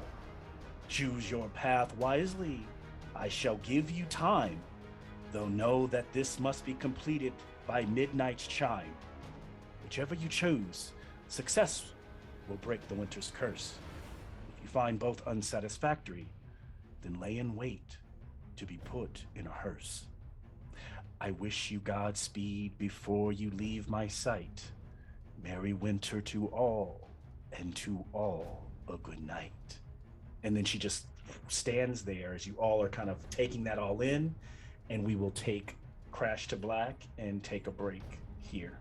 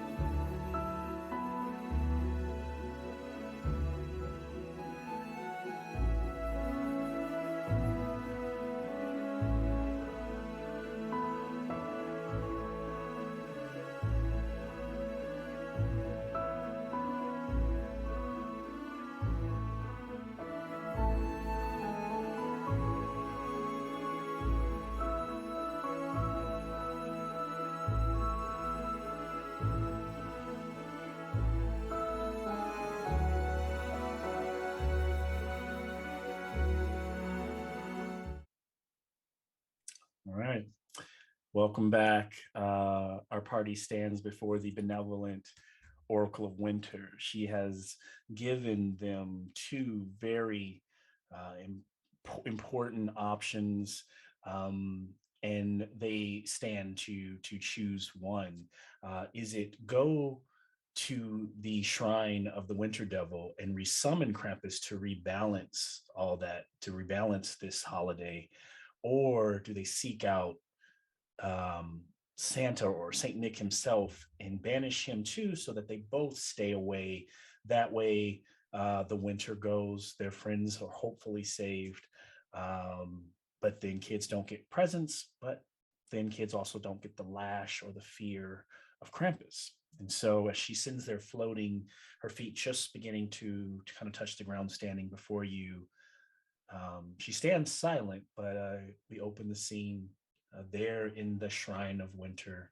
As you all stand there, these two portals crackling, one kind of a reddish hue, one blue, leading back to where Rosi and Meebee used to work, leading to where Klaus maybe would love to go, and then the other leading to a place where the brutal Krampus could be resurrected. I'll turn it over to you all. Meebee, do we go back home? You know what?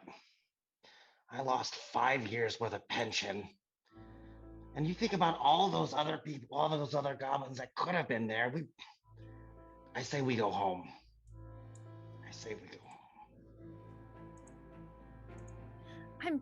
I'll try real hard not to set anything on fire this time. But And I'm gonna grab No 2 of the promises. cookies and take a handful of the teeth and just put it on top of the plate and give one to Rosie and just kind of chew one myself. I take it and eat it. Rosie eats teeth too. This is Oh, the cookie. oh, the cookie. Okay, Cookie, not the teeth. See, not the teeth.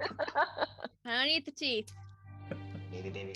I appreciate my friends' weird quirks, but I don't partake in them. I'm not weird. No. Is What the about rest of the you, party?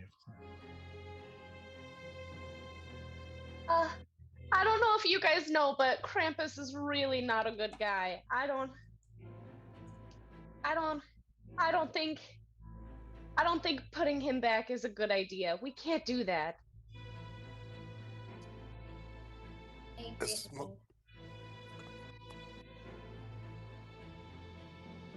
As much as I would enjoy crumping Krampus, it seems the most good can be achieved by simply banishing Saint Nick and putting Klaus in his place. Oh, So I'm gonna look that's around. A good idea. But That's a great But- idea. he does the same things that I do. If you get rid of him, I don't have a job. There's You no do kid. his job. I mean, there's nothing in this balance of Saint Nick and Krampus that says someone else can't step up. You just fill the void. Yeah. Meebee and I could make the toys. Oh, that's good because I'm getting older. I'm past middle age and I got kind of an arthritis thing going on. I really miss making the toys. We can Oh, find. There is nothing in the, and as I see this, as the Oracle, as her eyes glowing, it doesn't allow you to try to pick up the mantle. Though you will be your own, you will be Klaus. It will be difficult. It is possible.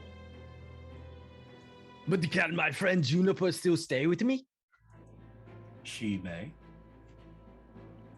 And their friends. Do you know where they are? They are banished where Krampus resides, the lower levels of the Winter Domain. Once all is made right, then they will be able to return. Oh, this is such a hard decision. I gotta get rid of a guy that looks like me. But then if we don't, we bring the Krampus back. Juniper,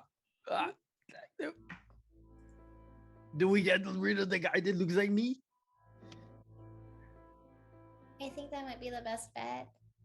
I mean, I know he hasn't inherently done anything wrong, but the alternative is to bring back someone who doesn't. Yeah, that guy is really bad.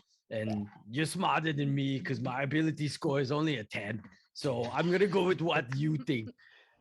I have no idea what you mean by that, Klaus, but you're very smart. Oh, thank you. That's why we're good friends. I hug her and I rub the top of her head. Oh, sorry if it's too rough. It's fine.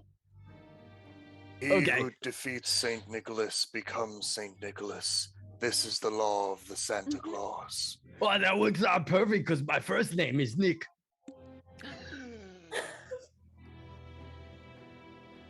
I think we're decided then. You should get turns to the Oracle. Do we just enter? Mm-hmm. Did Juniper say? I'm sorry, I missed that last. Oh, she's asked that. So do we just enter? Do you join the center? Do we just enter? Oh, yes, you may enter if you have made your decision. And then she hands Juniper a scroll. This will allow you, it is a very powerful banishment spell. Though understand that Saint Nick is a celestial in his own right and will resist, I recommend you keep him either whether you can convince him or through your brute force or through maybe sedating. That would be the best to wait before you use this because you only have one chance. Maybe. And he hands it over. She hands it over to Juniper.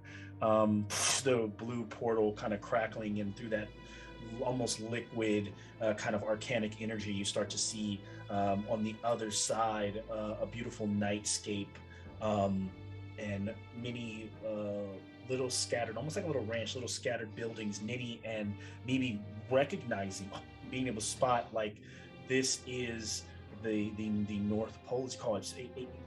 No one would normally ever find it unless they're, it's so difficult to find because of the way it's shrouded and protected.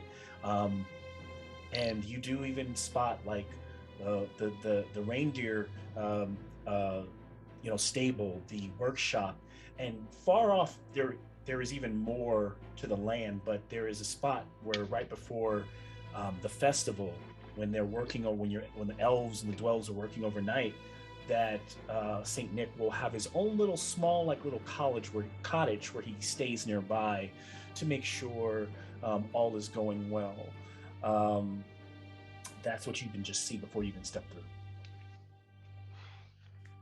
Miss Oracle Lady, excuse me. Yes. Can we take some cookies with us for the road? And if we do, will they still help us? They will.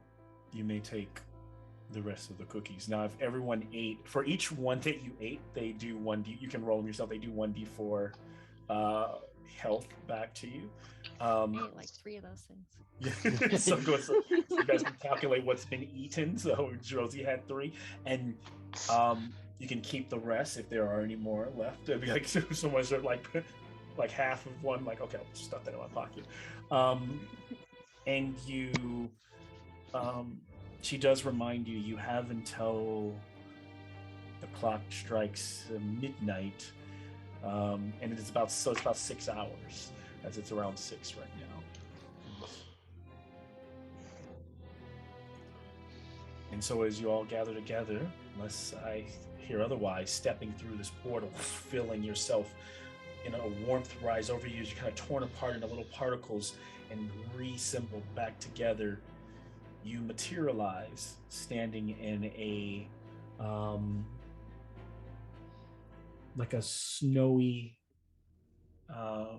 field, and tall pine trees and Douglas firs dot the horizon, and there's lights that kind of dance around. There's just kind of an aura to the place. The snow is soft and fluffy. There's little bits of like glitter, almost like fey magic in it. for Neni and maybe their home. And ahead of you see three large structures. One appears to be the stable. Oh, I haven't shown. One appears to be the stable, one appears to be the workshop, and then one appears to be the little college that I mentioned that Santa stays in. Little candle lights illuminate and flicker in all three except for or all two, not the stable. You can hear soft little merry tunes coming from the workshop. You can hear a little bit of rousing, as it makes sense that they're probably the elves in there working. I'll turn it over to you all to decide what you do next here. Now, I'm just gonna say, if we try to do anything, those elves are gonna try to help him. Okay, they kicked us out of here. They're gonna help him. So we probably should lock them in there. Oh, yeah, that's a good point. They're very loyal here. Perhaps we can distract them somehow. Tell them to go somewhere, that Santa has taken them somewhere else. Where else would they go? You know what they do like is singing. Juniper, maybe you could distract them with a song. Oh, I can really try that. I'm not one for singing myself, but I have my flute. Well, if you play an instrument, they'll just start singing. It's kind of annoying. Oh, okay. I think I can do that. Do we just want to start by distracting them, or are we wanting? I'm sorry. Are we gonna try to like him, or just convince? Kraza puts a hand out to stop whatever Meebee is doing. Perhaps convincing them would be best. You seem like you're really good with words, Kraza. Do you think you... I don't want to volunteer you for something if you don't really want to do it, but... I have an idea. If they love singing, perhaps we can convince all the elves to go caroling elsewhere. Is there anything, and I just kind of look around, nearby? If there's not, we're going to make one up. Can I get history from Rosi and Meebee and a perception from Neni? 12. Also 12. Okay. We know the same thing. Yeah.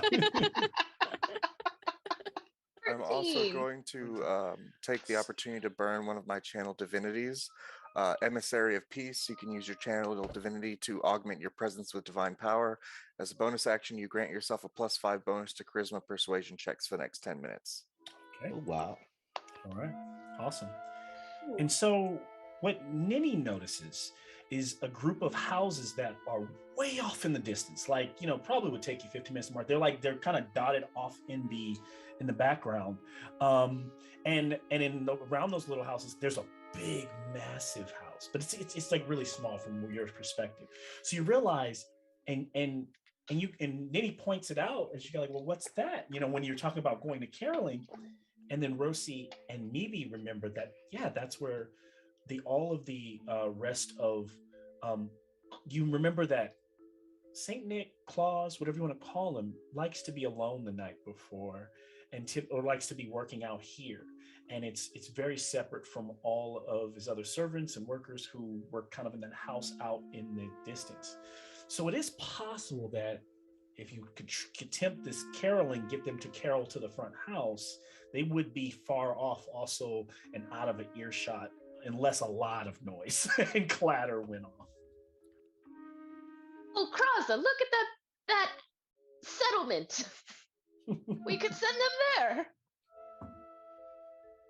It does look in need of some cheer. Oh, dang it. I had an idea, but I just realized it wouldn't work probably. I can mimic voices, but I have to hear them first. I've never heard him speak, so. Do you want to creep outside his window or something and try and hear him speak? And what I'll share is this is all because I had planned, probably would have normally planned perception checks or checks for these. But since Meebee and Rosi used to be here, it's kind of like there's a lot of, so this building here, if you're looking at would be the stable, the workshop where you're hearing a little bit of noise coming from, and this would be the house. And so Santa usually kicks it, relaxes here. He's right out of earshot next. He can still hear. He makes sure that they're working over in the little workshop. And then where the reindeers would be on that side. So this is, and it's a bit of a kind of like it's like a ting ting, you know, here like, and there's like I hear like a little factory buzz and the conveyor belts going, and they just kind of like humming and singing along as they work. So Juniper, you need to hear him, his voice. Yeah, if possible. I think I might be able to help. See, Chili here, I can do a couple little things with him. Really? And one of those is he holds on to a 6-second long message from when we lived here. Oh. It's something that Santa told me before.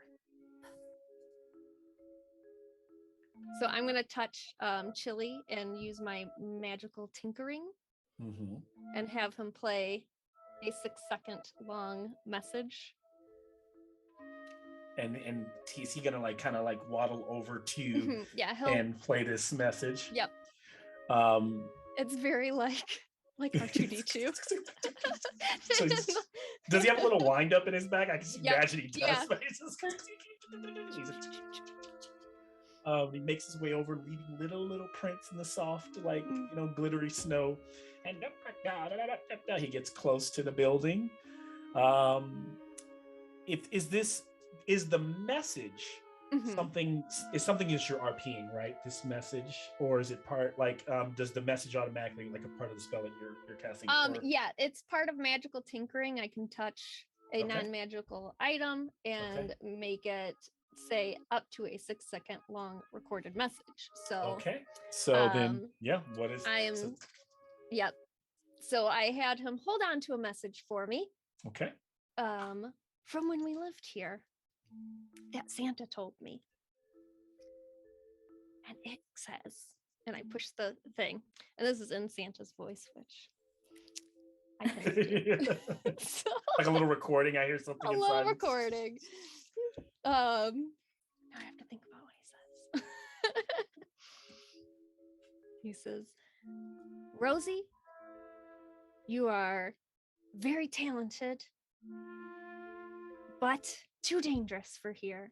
I need you to go forth into the world and spread cheer and help those out there. And stop setting my workplace on fire.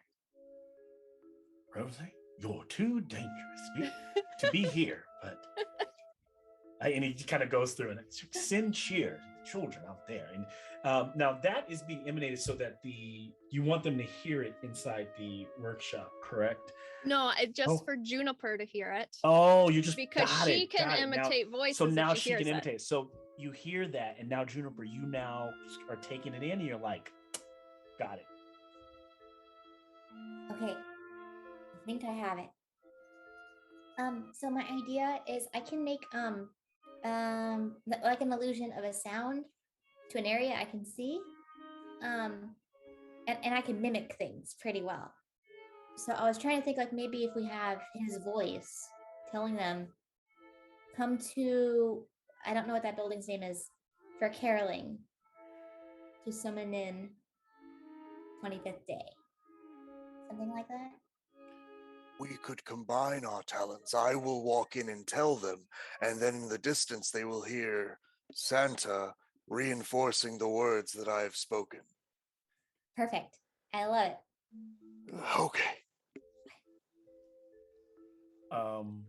So tell me how you set this moment up, like all up until like before you kind of pull it off. So we can all kind of see in our minds what's happening here as you approach this.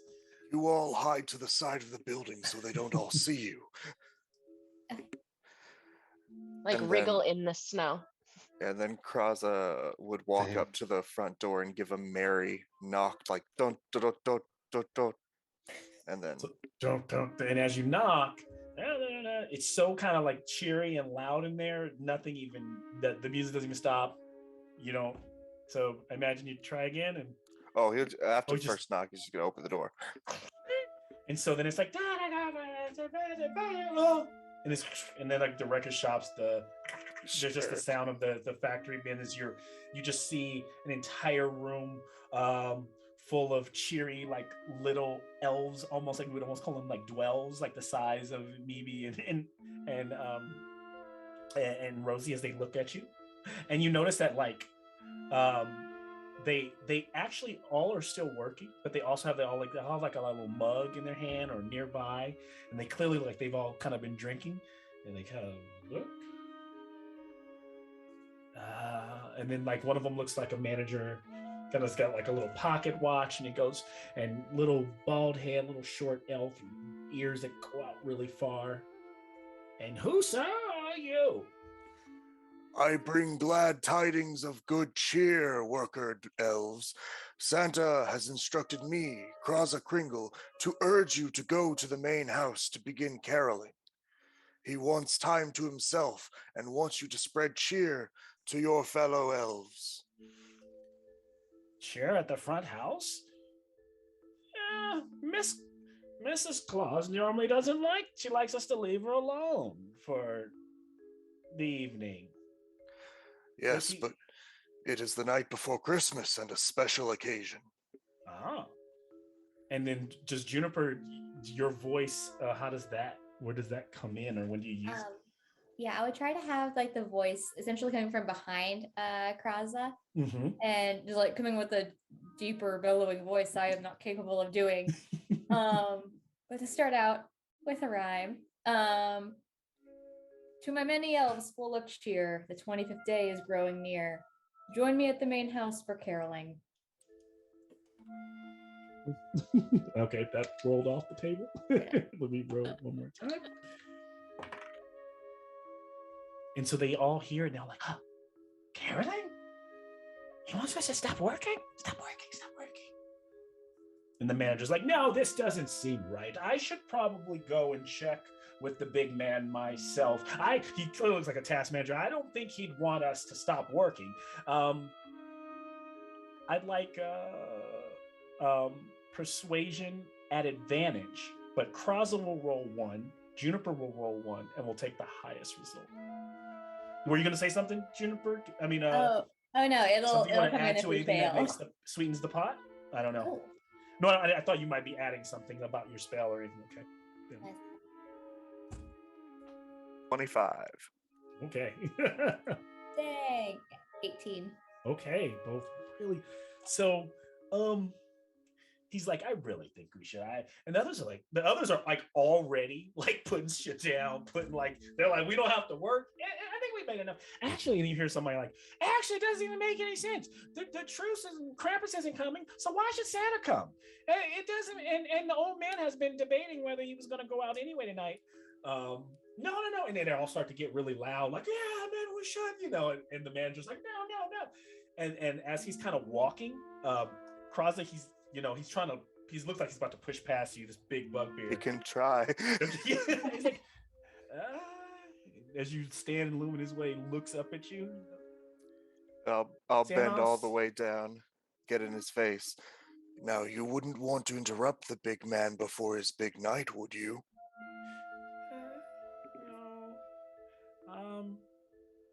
No. I'm gonna be honest with you. He did say he may not even go out tonight because it didn't make a whole lot of sense, and because, but we were hoping that things were gonna go as normal. And he looks at your like badge of cheer and he goes, yeah, okay, maybe we will go.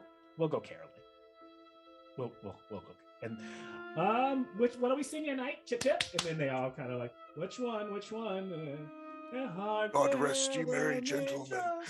And they all start fighting. And so the rest of you outside, like hiding on the side, see like this like single file line of all these little elves walking out with their candles, heading off into the darkness. heading towards the front house. Were we able to hear what they were saying inside? When you first walked up. Yeah, like the commentary afterwards, specifically about the old man saying he may not even go out. Yes.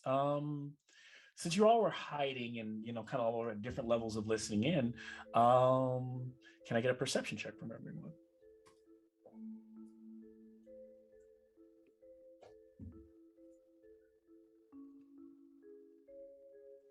$24. 24. Okay. 13. 14. 18. So Juniper specifically hears, like when you're waiting right before Kraza like busted in the door, that clearly for the last year, some of the elves were kind of like they're getting kind of drunk off their eggnog and bourbon or whiskey. And they were kind of, some of them they're always happy to work, but they're kind of weren't happy. They didn't know if they were actually if it was going to pay off, because the big man or the fat man has been trying to work towards going out for the festival all year long. But he knows that he cannot if those drastic adventurers who banish Krampus, if they aren't dealt with by the top clock strikes from, then it's just winter and it doesn't matter, and he actually cannot deliver. So some of them are grumbling because they're like, why are we even working if this is probably not going to happen, because we clearly just 2 of them that we never got. So and they did mention that he's kind of been in a depressed state and kind of been in the other house, kind of throwing back one too many.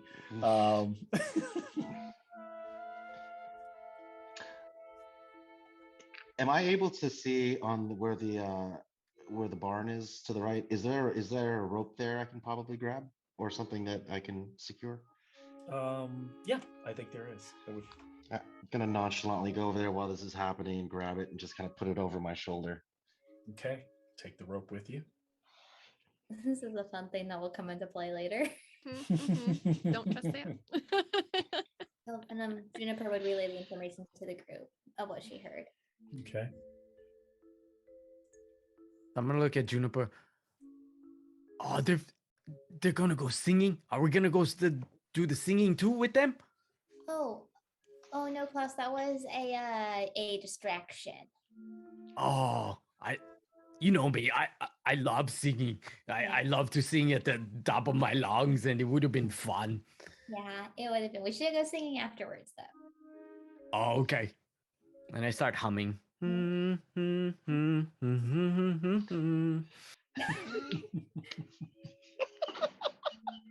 so Kraza leads over the side. We're good to go.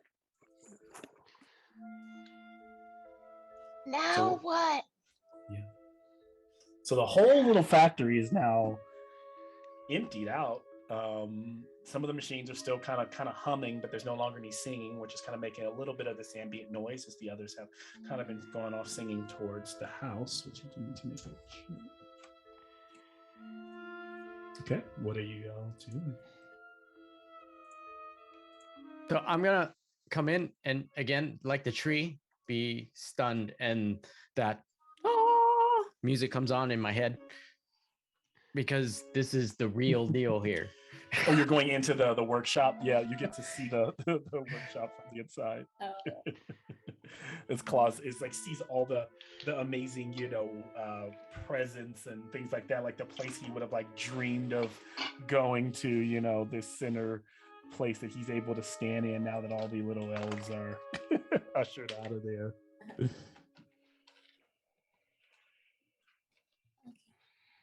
Well, gosh, you guys, do we like knock on his door or something? I don't know what the next step is. That worked really well. It worked really well. I'm gonna go to that door where Santa is and see if the handle is locked, if I can. Okay.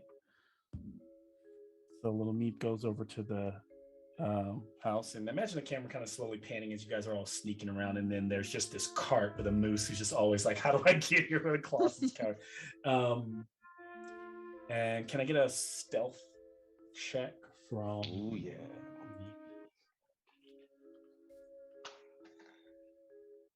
Ooh, 19. My rolls have just been awful tonight, which is great. Which is great for you guys, for your exploits. It's been fantastic.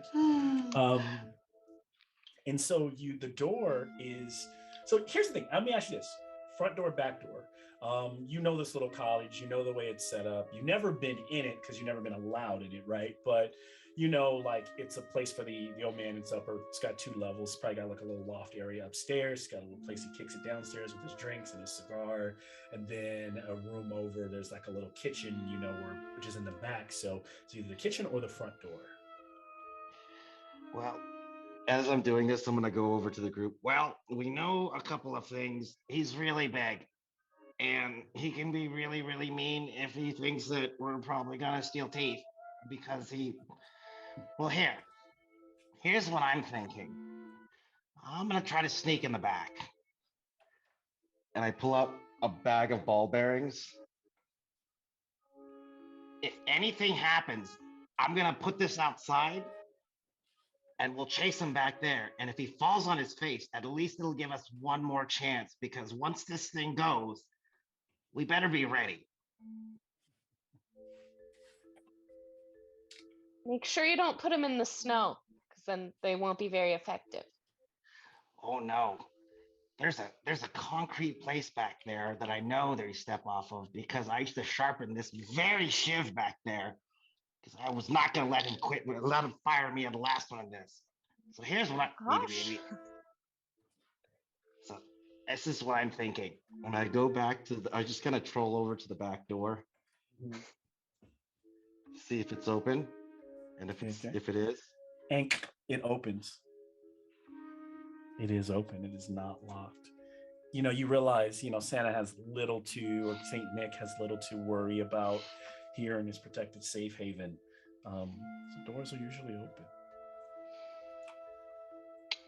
and I'm gonna hold the side of the door, particularly when it comes to. So when I pull it, if it's a pull, I'm gonna pull it and see if I can pull it a little bit outwards, and then just enough for me to sneak in, or for any of the smaller individuals to kind of sneak in. And I'm going to take, and if I can, just glance on the inside if there's anything I can see. Yep. And what was your stealth net checking in? I know it was pretty high. 19. 19. So as you peek in, what you see is, and you hear a little like, you see a light, like probably a little taller than you, like a 5-foot gingerbread man with a chef's hat on and an apron, like, oh, I don't remember, like walking around this kitchen area. And he's like, oh, Santa's gonna be so angry. He's deciding if he doesn't go out tonight, he's gonna need to sleep. And I was supposed to make his sleeping potion, and I forgot the required ingredients. And he like grabs a little like candy cane pencil, and he's jotting something down on a parchment paper there on the counter. And he's like, what was it? What was the order? He goes, you know what? I'll go look from my recipe book. Oh, in the house outside. And he kind of walks. He walks in, and you hear, "Have you figured it out? Where is Did you get my potion done for me, just in case I need it tonight?" And he goes, "Oh, sir, I'm almost done. And then you hear doom, doom, doom, doom, like the little gingerbread man is going upstairs. And the kitchen is open, and there's like a little piece of paper that he left there on the counter with a little candy cane like pencil lying next to it. For my own purposes, is that a gas oven or is it a wood stove? It is a wood stove. I don't want to know why you want to know. The fact that was even a question is so off-putting. and fantastic at the same time. So I'm going to see if I can creep up there and grab the piece of paper. Okay. You're welcome to use the stove and however you like. That's actually really interesting. But so as your stealth is high enough there so far is that you hear the sauntering upstairs. You grab the paper, and you see something written on it. I am actually going to share it to you all, but I'll also read it for anyone that's watching. Post it here. Hopefully it comes out okay. But it says, as you look on it, little Meebee, it says, This potion requires 4 ingredients, and all must be placed into the cauldron. Also, you notice on the stove, there's a little fire going, and there's a little cauldron pot. And it says all must be placed in the cauldron of boiling water in the correct order. One of the ingredients must be ground, one chopped, one bruised, and one soaked in cold water first. Here's what I recall. Probably this little chef talking. Holly crimson berries go in the cauldron either last or second to last. I don't remember. The walnuts must be chopped. I'm sure this number 3. I'm sure the cinnamon sticks go into the cauldron first. Number 4.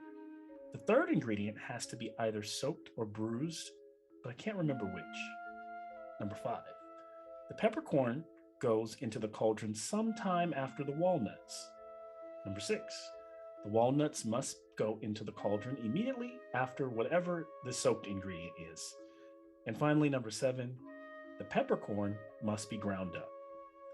Whether you use that to your ability or not, you have this weird recipe notes from. I'm going to place the paper back on the thing so it doesn't look like anything was misplaced. I thought you were going to Open burn up it for a second, but who needs that? Well, screw it. But I am going to open up the oven and put about a couple of ball bearings right in the front of the oven. Oh, okay.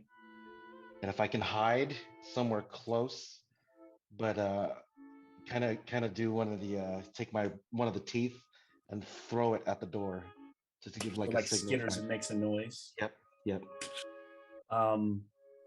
Give me, for your hiding, an advantage stealth check. You being goblin, I imagine you are very good at this hiding. Yes, that's advantage. That's a nat 20. Oh. All right. So you leap behind. There's a couple different little, cupboards and things like that you might be able to hide behind, or the stove even itself. There's a little sliver side between there. And as you skitter the teeth, you hear a little, and then you hear Biggles, I think something dropped in the kitchen. Can you get down there and get that for me? I'm really goddamn tired. And I'm not getting up until I need to. It's going to be a long night if I got to go. And if it's not, it's going to be a short night because I'm going to have another one of these. I hope I'll be able to drive. You hear a little jingle. I hope I'll be able to drive the goddamn sleigh. And so, yeah, he's like, hurry up. I'm going to hide in a position. This is very distinct where I'm going to see if I can, in the cabinet, very small. Okay. But I'm going to creak it so I can at least see if the position from mine to where the oven is. Okay. Is everyone outside just waiting for Meebee to give them? What are you all doing? If there's any input since I haven't heard from you, what you guys might be doing? Aren't we gonna go talk to Santa? That was the plan. The little gingerbread. You can hear him, Meebee, coming down the stairs. I'm coming. I think everything should be fine. I put everything in the right way. And you just start to pick up speed. And the door flies open, and then the little guy comes running in. If there's Kraza, you should talk to him. Maybe is there anything that you were gonna do if is there anything you were gonna do if the gingerbread man comes back? So my intention is to see if he signs anything else on that paper as far as instructions. So he comes in. It's quiet. He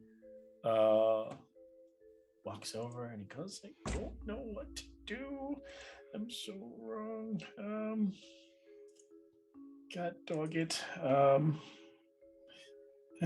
Okay. I do know this. Come on, you can do this.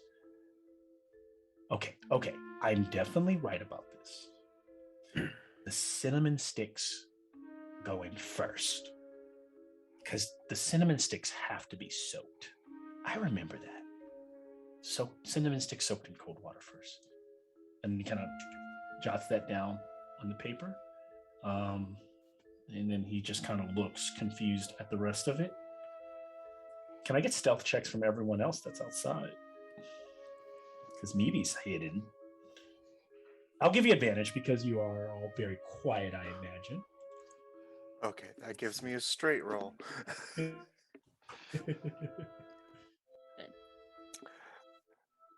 Yeah, I realized that my order, that my first reading of the order And I will go might have been wrong, but then with by the lowest roll from this. but it might actually be right in its wrongness. 25. Ooh. 18. I'm going 18. by the lowest roll. 15. And so, sorry if you hear my dog in the back. Jeez. And so, it's very ever so faintly, but Kraza is out there, and he kind of moves for a second. His armor kind of makes a little as it shifts on his big form, and he goes, "Huh?" And the little gingerbread man looks. What was that? And he's near where Meebee is. He goes,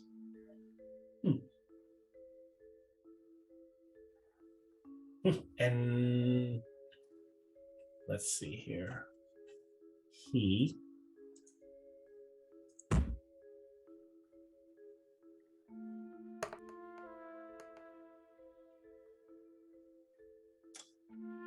goes and goes, well, I've got to figure this out. Turns away and does not go towards the door.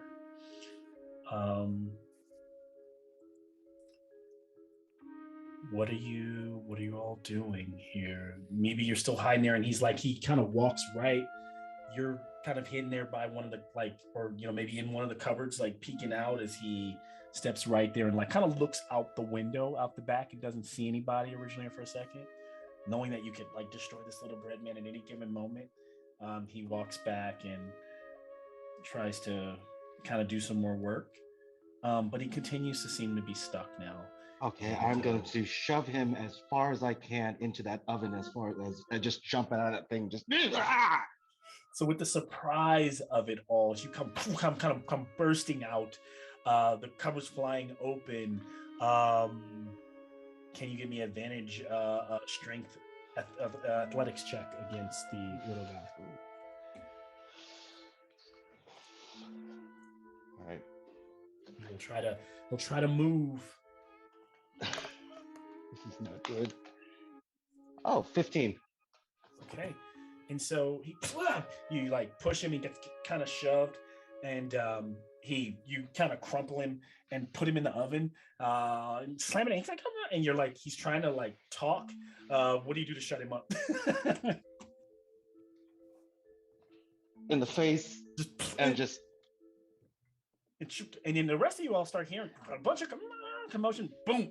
And it slams up, and then he stops making noise. His little cookie face is all smashed in. He's crumpled inside the oven. Oh Hearing shoot! the What's noise, going on Rosi in there? would go in, Is that the immediately. signal? Let's go.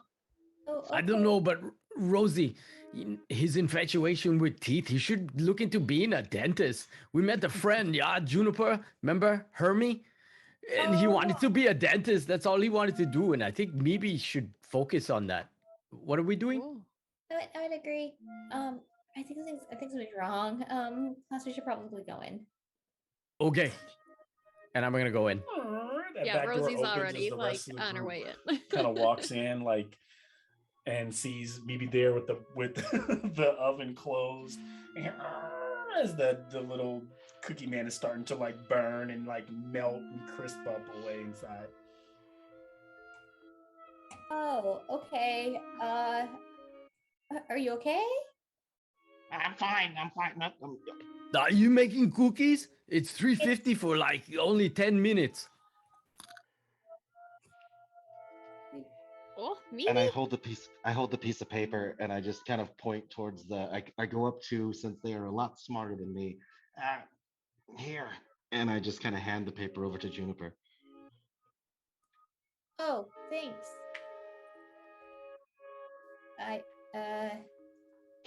He's in the other room. Oh. It's a sleeping. Oh, the big guy? You've got 2 minutes to get that in, get my potion to me, or I'm gonna come in there and break you in half. Oh God. You cooking people are a dime a dozen. Literally, we make you as a dozen at a time. I told you he's the monster? Everyone, I don't help me decipher this. I'm not quite certain if. Wait, is this? Oh, did they go through and write it out on here now? I didn't think about it this far. I'm sorry. That's fine. Neni, please help me with this.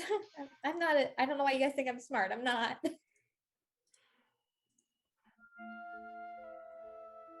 She's gonna like take the I'll break paper and these turn up. it upside down and look at it sideways, closer and further and closer and further.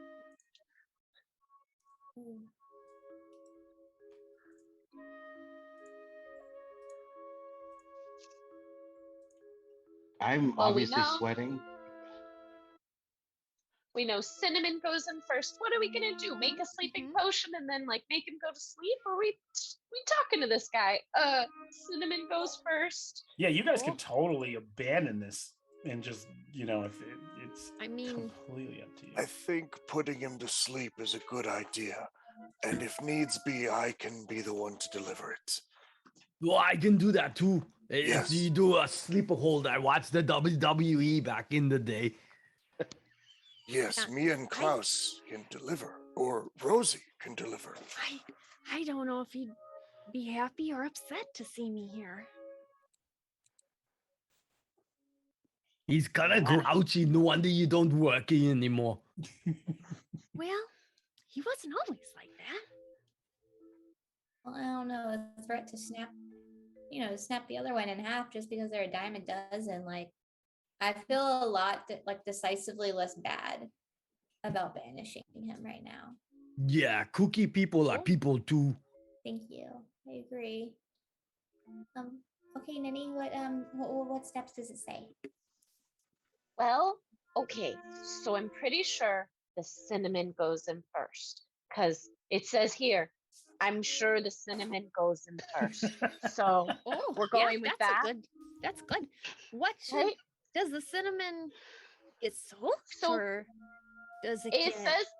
It says they get soaked in water. Oh, in cold water? Okay. Cold water. Do we have any water? Can everyone also give me an insight check?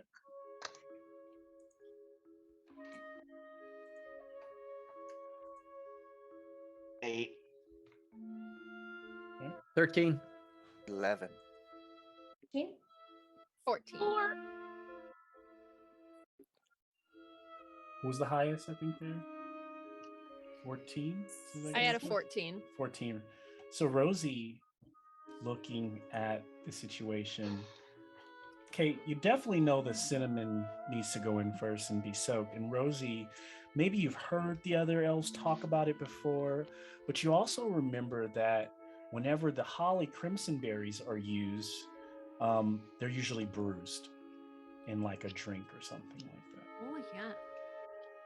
Yeah, so the berries, they definitely get bruised. Oh, Juniper, you could punch one. Oh, I could. Yeah, we were just talking about we needed to punch something. Yeah. Okay, that'll bruise a berry. I mean, how else do you bruise something? Sounds effective. Okay. Where are the berries? For the berries, like on the table, or? Yes, and all the ingredients are kind of spread out there on the table. So there are the cinnamon sticks, the walnuts, the holly crimson berries, and then the peppercorn. There are 4 different ingredients. One of them needing to be ground, one needing to be chopped, one needing to be bruised, and one needing to be soaked. So right now you know the soaking and you know which ones need to be bruised. Okay. Well, I'm just gonna go with Rosie's suggestion right now. Just take some of the berries and just start kind of hitting them.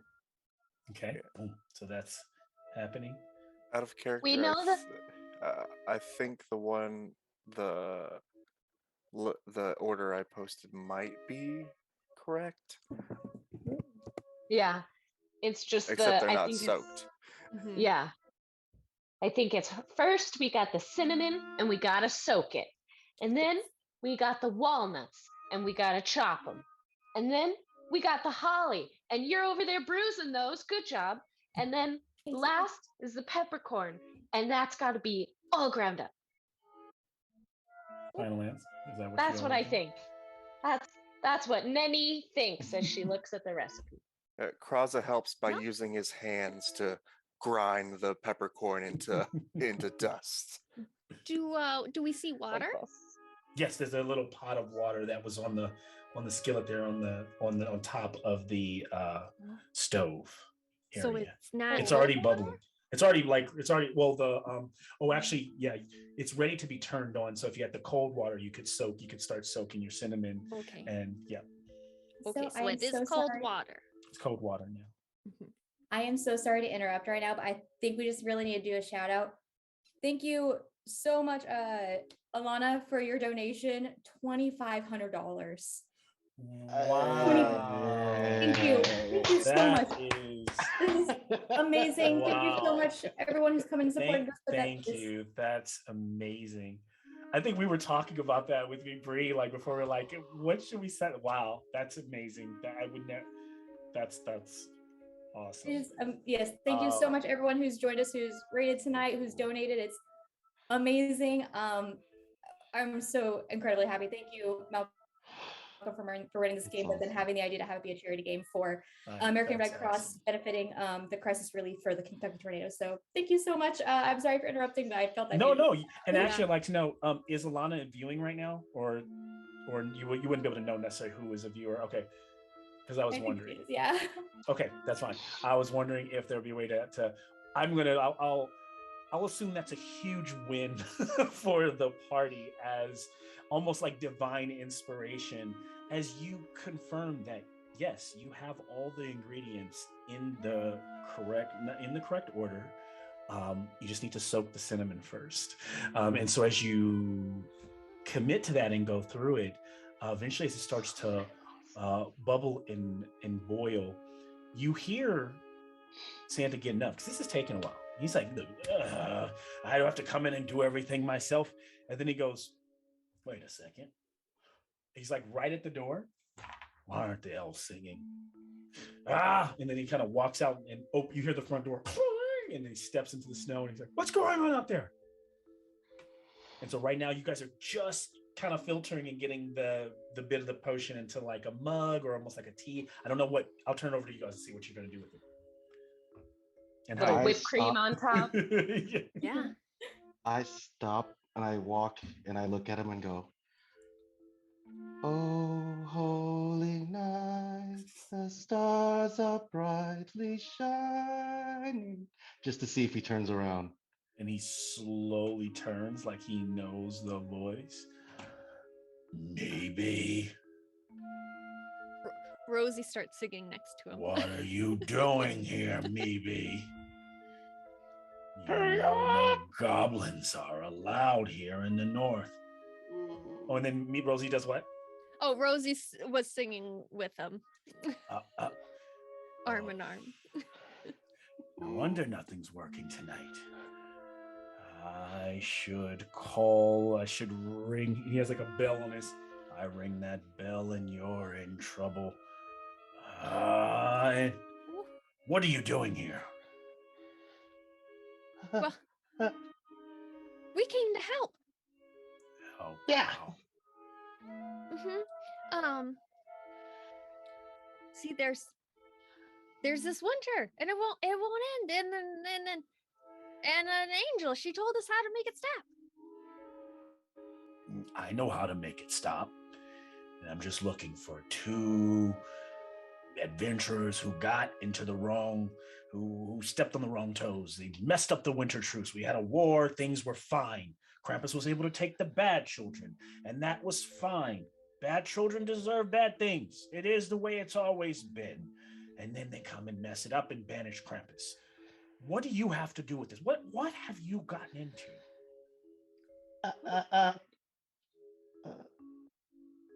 Maybe you should sit down and we'll tell you. We've got some good news and maybe some not so good news. Oh yeah, it really just depends on how you look at it. I will need a persuasion check from either. Oh, shit.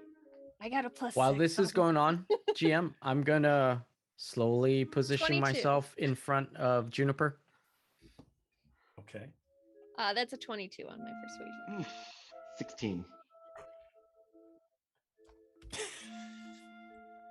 I'm just gonna share with you. I had a +10 and I still failed that.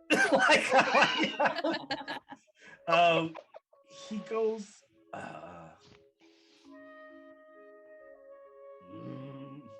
and you realize he looks angry, and there's like a candy cane hanging on the wall like a shotgun, and he grabs it and he holds it and he's like, and he like starts to light up.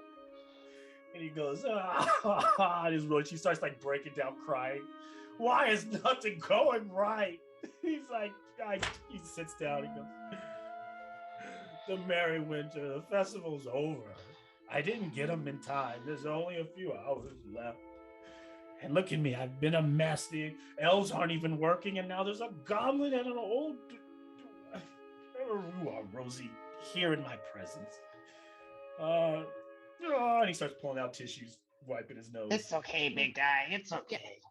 There. Things will be better soon. They will. I'm gonna start walking up to him. Oh, what are you supposed to be? Some kind of imposter? You are everything people like me look up to. All the children look up to you. Happiness on this one day is worldwide because of you. But I failed them. Why do you fail? I can't do my job and give the joy to the world as I was supposed to. And you don't give it to them. You inspire them like you used to me. That is why I dress this way. That is why I lift weights and I cut wood, and everybody knows that story. But that's why I do those things. You do look like me in my younger days, before when this was up here. He kind of like sucks it in for a second. When I was small, well, I was never that small. But when I was small, I looked up to you. Now I kind of look down on you, but you're still my hero. My mother, she even named me after you. My first name is Nick.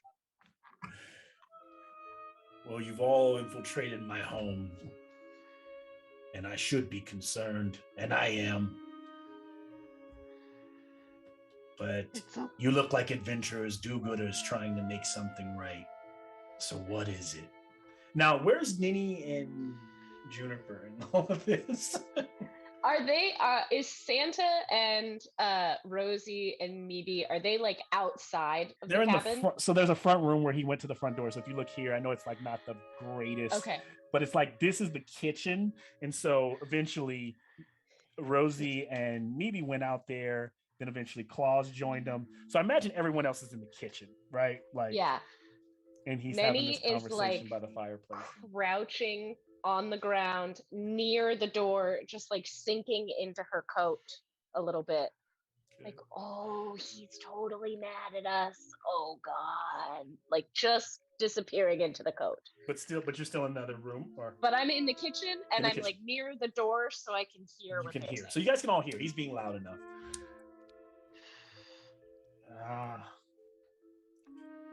I just feel like a failure, Klaus, because I can't do my job this night. And to be honest, I've been doing this job I feel like now for too long. And I enjoy it ever so, but sometimes you do just want to break. And now you think you don't want to maybe do it for a while, and then you realize you can't. It just breaks you, you know? Do you want me to help you? I can help you. I got my little friends. You have your elf friends. We can do the thing together.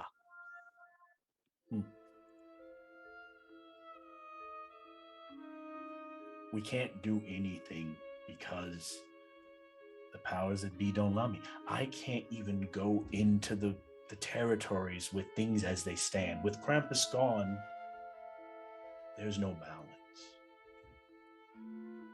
But you can't bring him back. You bring him back and you get the evil again. He gets evil, but he gets to do. It's a long story. It won't. But it used to be worse. This is all too much for me. Better now, but it used to be even worse. I could not defeat him, so we tried to make something that made sense, something that told parents that they could try to keep their kids away from Krampus by just doing good, and I could reward them for that good. That's what I do. What is it that you're proposing? I was just going to help you to do your job. We bring happiness and inspire people. We don't give them anything. You can only help them be what they want to be. That's what I learned from you. Neni? You guys saying? You trust me? What'd you say, Juniper? Yeah. Oh, he doesn't. So I'm gonna go in there. I'm gonna say something that's a little outlandish, but I hope it works. If it doesn't, I think you should run. Just remember, we just still gonna have leave the you. potion. Okay. Juniper's gonna stand up and walk over there. Mm-hmm. Hi. My name's Juniper. I think you were looking for me. Juniper, and then like pushing on his eyes, and then he looks over, pushing on the wall. There's a list of all these like good lists, and then there's like a naughty list, and at the top of it says Juniper, and then right under it Neni, and he goes, ah. That's me. I know. What's happening here? And he like breaks his mug.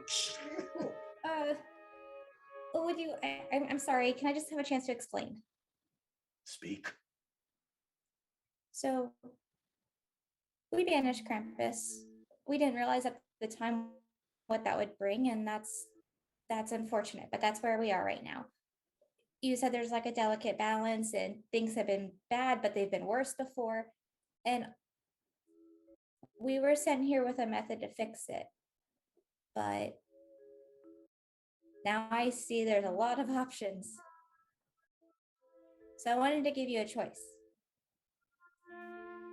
You care about the children, right?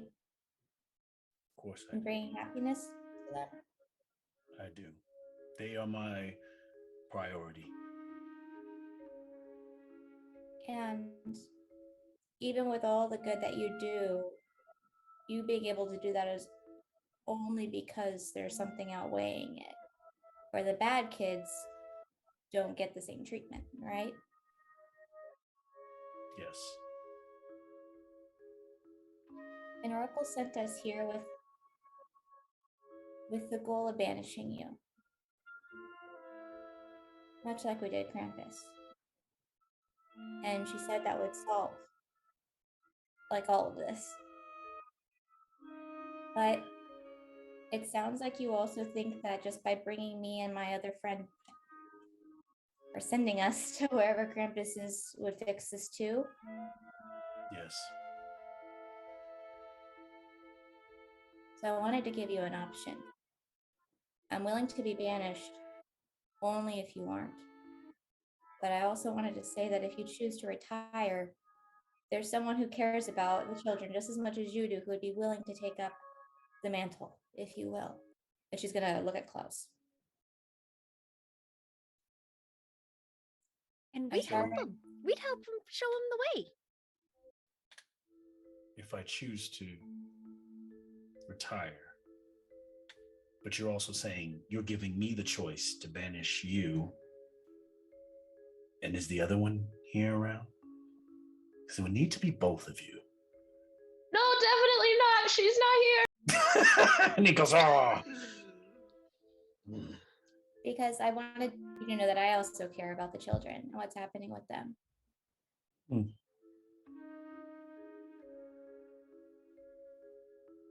So you want me to keep myself stuck here, have someone else take my job?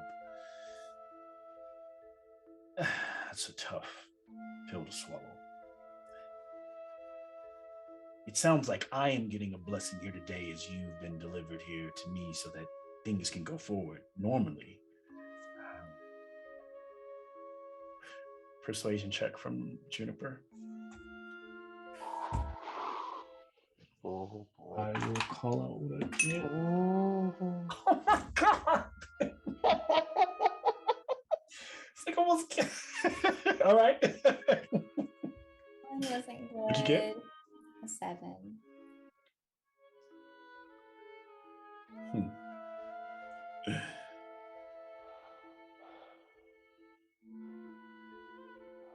He sits down for a second, puts his head in his hands.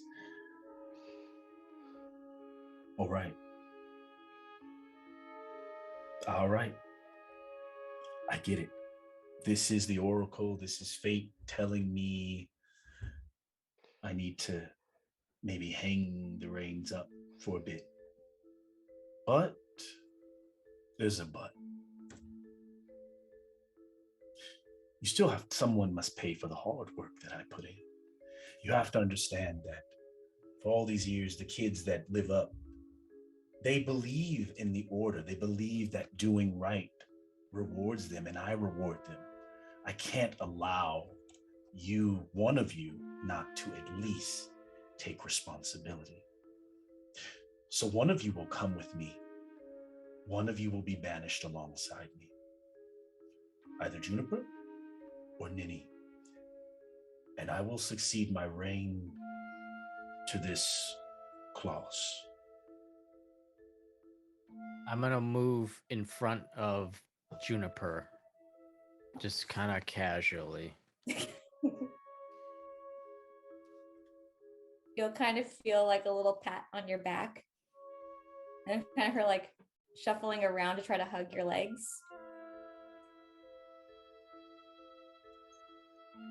It's okay, Klaus. I You bend weren't there. down. No, I think that's a no deal. No, I'll think about it. No, thank you.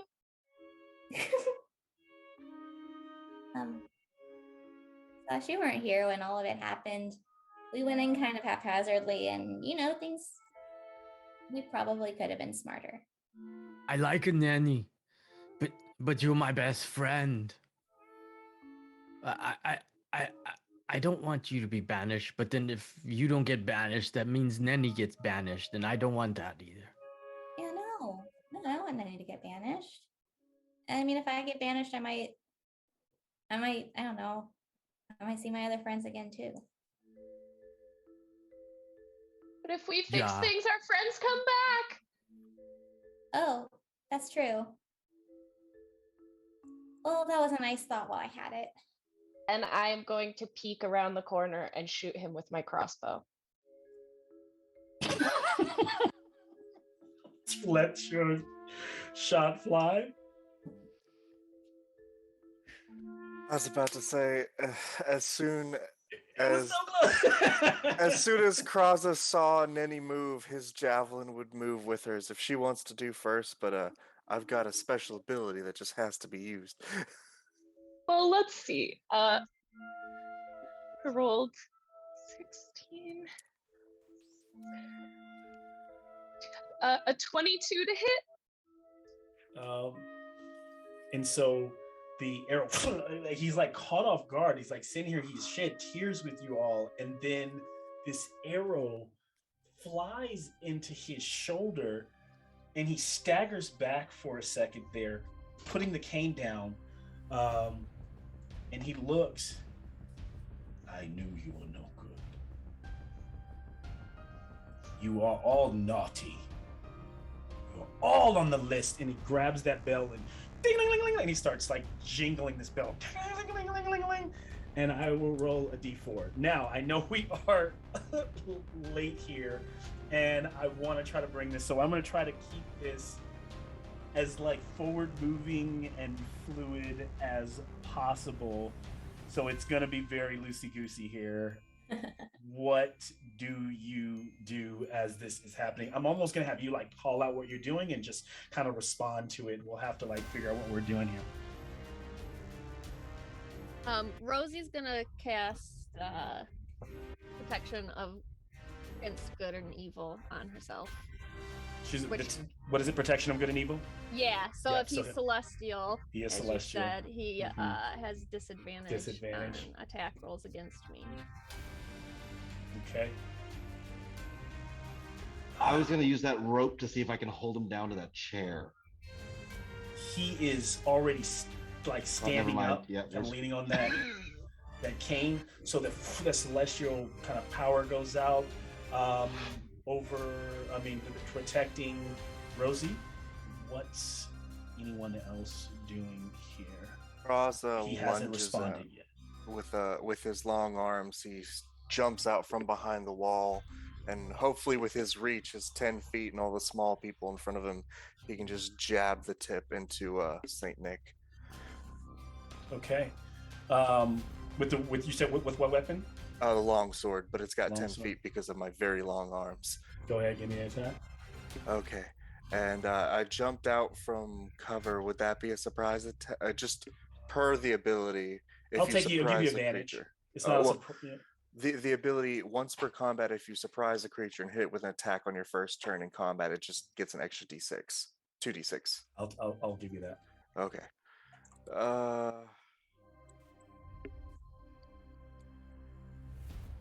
Can I have who was holding the potion? It's still Maybe, sitting. or just sitting on the. Okay. It's still sitting on the thing. I feel like my cook was. I don't know who the cook was. Maybe Rosi, maybe Juniper. I don't know. I'll take an insight check from everyone, but it might just be a harder check since I'm getting everyone a chance to roll. So 18. 18. Okay. 16. Okay. What's I got this a roll? nope. So the Neni 18. That's what I heard. No. 18 anyone? Sorry. I had an 18. 16. 18, Rosi. So what you do realize when you're smelling pot is that sleeping agency could work also being drank, but it could also work like poison. Maybe a dipping or something like that. It may have a chance, he may be able to fight it, his constitution, but could work that way as well. As you strike out, Kraza hitting the big man. Okay. So I'm just gonna unload. So there's the 2d, there's the regular attack damage. That's 7 plus 2d6 is gonna be 18, plus the second level divine smite is gonna be another 3d8.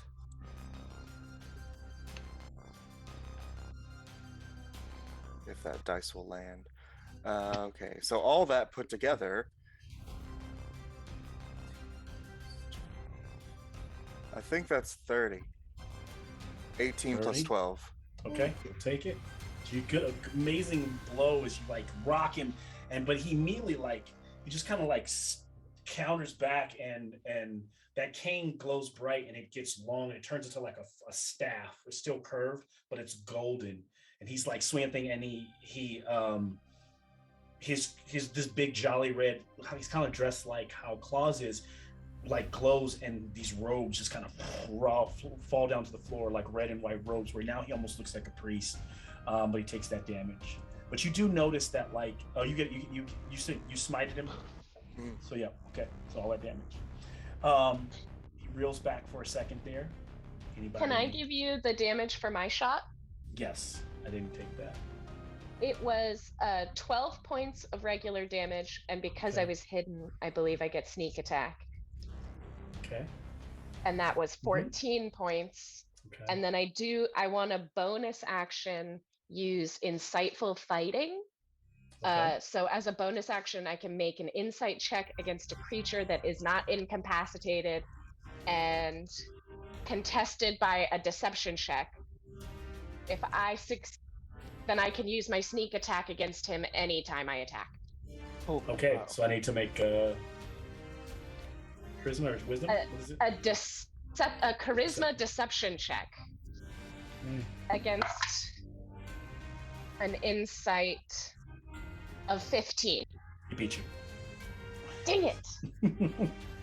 Okay, Saint Nick. So he's just he's getting really angry and beginning to glow. Is anyone else doing anything? Even anyone trying to talk to him? Is anyone attacking him. He hasn't done anything but stand there and glow and take these blows as he's stepping back. Oh no. I'm gonna disengage and see if I can go run to the kitchen and grab and just throw my shiv into that pot. You can. So you're doing that. Come. Anyone else?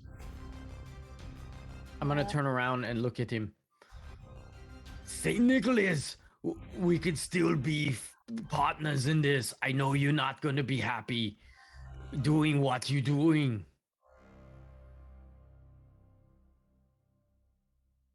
He's persuasion.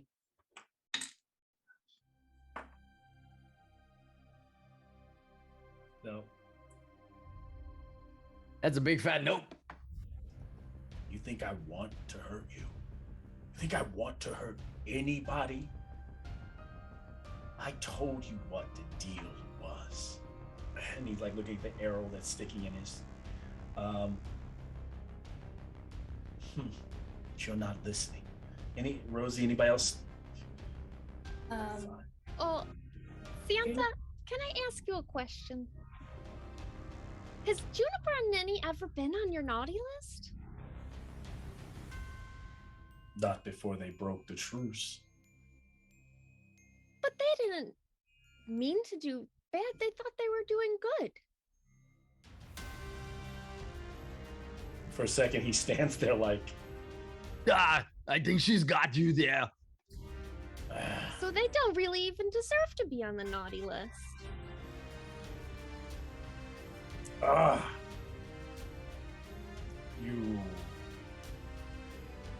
You're right. And then, you're right. And then he just kind of like blasts energy comes up from him. Everyone give me a dex save.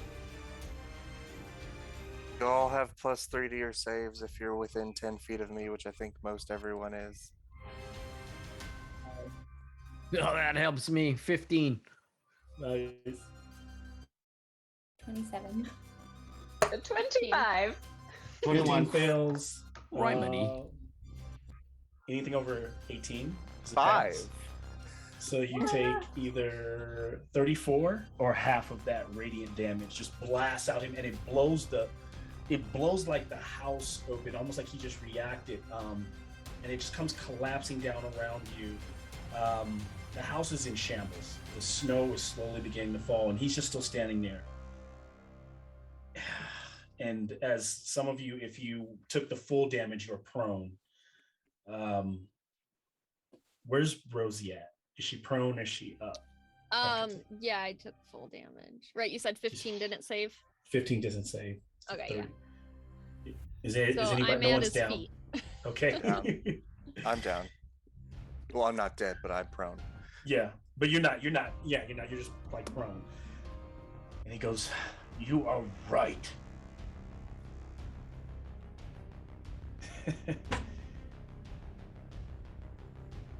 Krampus and I, we had a good run. Klaus, are you down or are you standing in front of him? I'm prone. Prone. He walks over and he puts his hand out to lift you up. I reach out. And so you're all out there kind of in that kind of cold environment. He lifts you up and he allows you to go and help your other friends. He kind of like motions to them as most of the areas. I'm sorry. I should know better. I have allowed the situation to turn me into something that I am not proud of. Well, job burnout, that's a real thing. So, what did the Oracle tell you? How do I take it it's some kind of banishment to keep me here? Yeah, Yeah. that's what she said. She gave us a spell. Juniper will show him the scroll. But she did say there was nothing saying that others can't carry on your work. And we promise, Santa, that we'll carry this on. It's fine. I'll just think of this as a vacation. Vacations are good. Yeah. And you know, if the bad kids still need punished, I'm sure maybe you'll take a tooth out of each of them. So he gets on his knees in the snow, closes his eyes, little flecks of snow slowly falling. He says, whenever you are ready, I will not resist. And that little aura over him kind of dissipates. Juniper will take out the scroll, unfurl it, and start reading from it. And so, as she starts to read the spell, he closes his eyes and he accepts this moment, his long beard just kind of flowing. Kind of opens his eyes for a minute and looks at Klaus and he goes, do the job, Justice. And then he looks over at Rosi and then Meebee. I'm an old man. It's hard to teach an old dog new tricks. I was wrong about you. You both have you, Rosi. You are good at heart. Meebee, Rosi, work on Meebee. Oh, I'm trying. And Neni, I know good do-gooders are quick to action. I forgive you for this. Unless you... And I forgive you for putting me on the naughty list. And he begins to chuckle as you read that, and he begins to grow in light. And then he blasts away into like 1,000 like true specters of light as they all begin to float off into the ether. And he's no more. And it's quiet. And at that moment, you can hear a little bit of the caroling off in the distance in the front house. And there's as your moose, you suddenly like walks by the scene, the moose is just walking by with the cart attached to it, Klaus, and a portal begins to open, and the moose just like walks right into the portal and kind of like dips off. And it's like still open and crackling. What do you all do next? We should probably go before his wife finds out. I don't think she's going to be happy. Yeah, Mrs. Claus. Well, I don't think she'd be happy. she might not notice. She's kind of old. She didn't have very good eyesight. We could just replace Klaus there. Where did my moose go? What is that portal? I think that's how we go home, Klaus. I think this is your home now, though. We've got I live work here to now? do. Oh, we can't do the toys at our old workshop, Juniper. We get to do here. This is like a full upgrade. Did you see? Like they got all this mechanical stuff. Mhm. It is really cool. Oh yeah, you guys can also stay there. You don't even have to go back through the portal. Some people can go back, some people can stay. I don't know what it might look like. Neni, can you get all my moose back later? Yeah, I think I can make that happen. Yeah, I'm good. I think I'm going to stay here. Anybody who wants to visit, always come and visit us. Maybe do we stay? As long as I get to be the new taskmaster. Yeah, but you can't take any more teeth. That's for dentists and Hermie. I don't want to be the taskmaster then. And I sit back down in the snow. Oh, I think we can find a new job for you, Meebee. Like what? Oh, you know, kids, they just randomly lose teeth. And they I don't want to know about that. like they just fall out of their heads sometimes. What if you just collected those? And you could leave like little presents or trinkets for them. Mm-hmm. Ooh, Well, a little switcheroo. Yeah. I could probably do that. Oh, You're Okay. sneaky too. They wouldn't even notice. They wouldn't. Do I get to still wear the makeup? Hmm. That's the best part, I think. Yeah. Okay, fine. Deal. Well, maybe we could even get you some wings. Well, I'd like that too. You could They always have to eat be the fr- stuff we feed the reindeer, but shh, that's a secret. Oh, I'll stay here with you, Klaus, if that's okay. Yeah, Juniper is gonna stay, everybody. I'm so happy. I still get to do the things I want to do, but then I don't have to do it with my hands as much because we have machines. Mhm. Oh, Kraza, we're gonna my have to noble tell the other friend. elves. You are welcome to stay too. Thank you very much for the offer, Klaus, but I must report back to the Order of Good Cheer. And there is much more to be done in the material plane, but know that I will make a pilgrimage to pay respects to Santa Claus. Oh, no Every respects. year. You just come. You my friend. And I'm gonna come and give him a big hug. And Giants you- hugging. And as you guys hug, you realize Klaus realizes it's about to strike 12, and as it does, it's actually time for Santa Claus, Saint Nick to start his rounds throughout. Oh shit! all of the Everybody realm. get the stuff. And all the little elves are showing up, and they know something's off, but it's almost like the magical nature of it. They're like, they all are like, because it's almost like he's passed the ring, so they're like, this is the new Klaus. They all kind of like talk, and over the course of the night, they're like, all right, well, we've got to get this going, and they bring out this grand, amazing sleigh out of the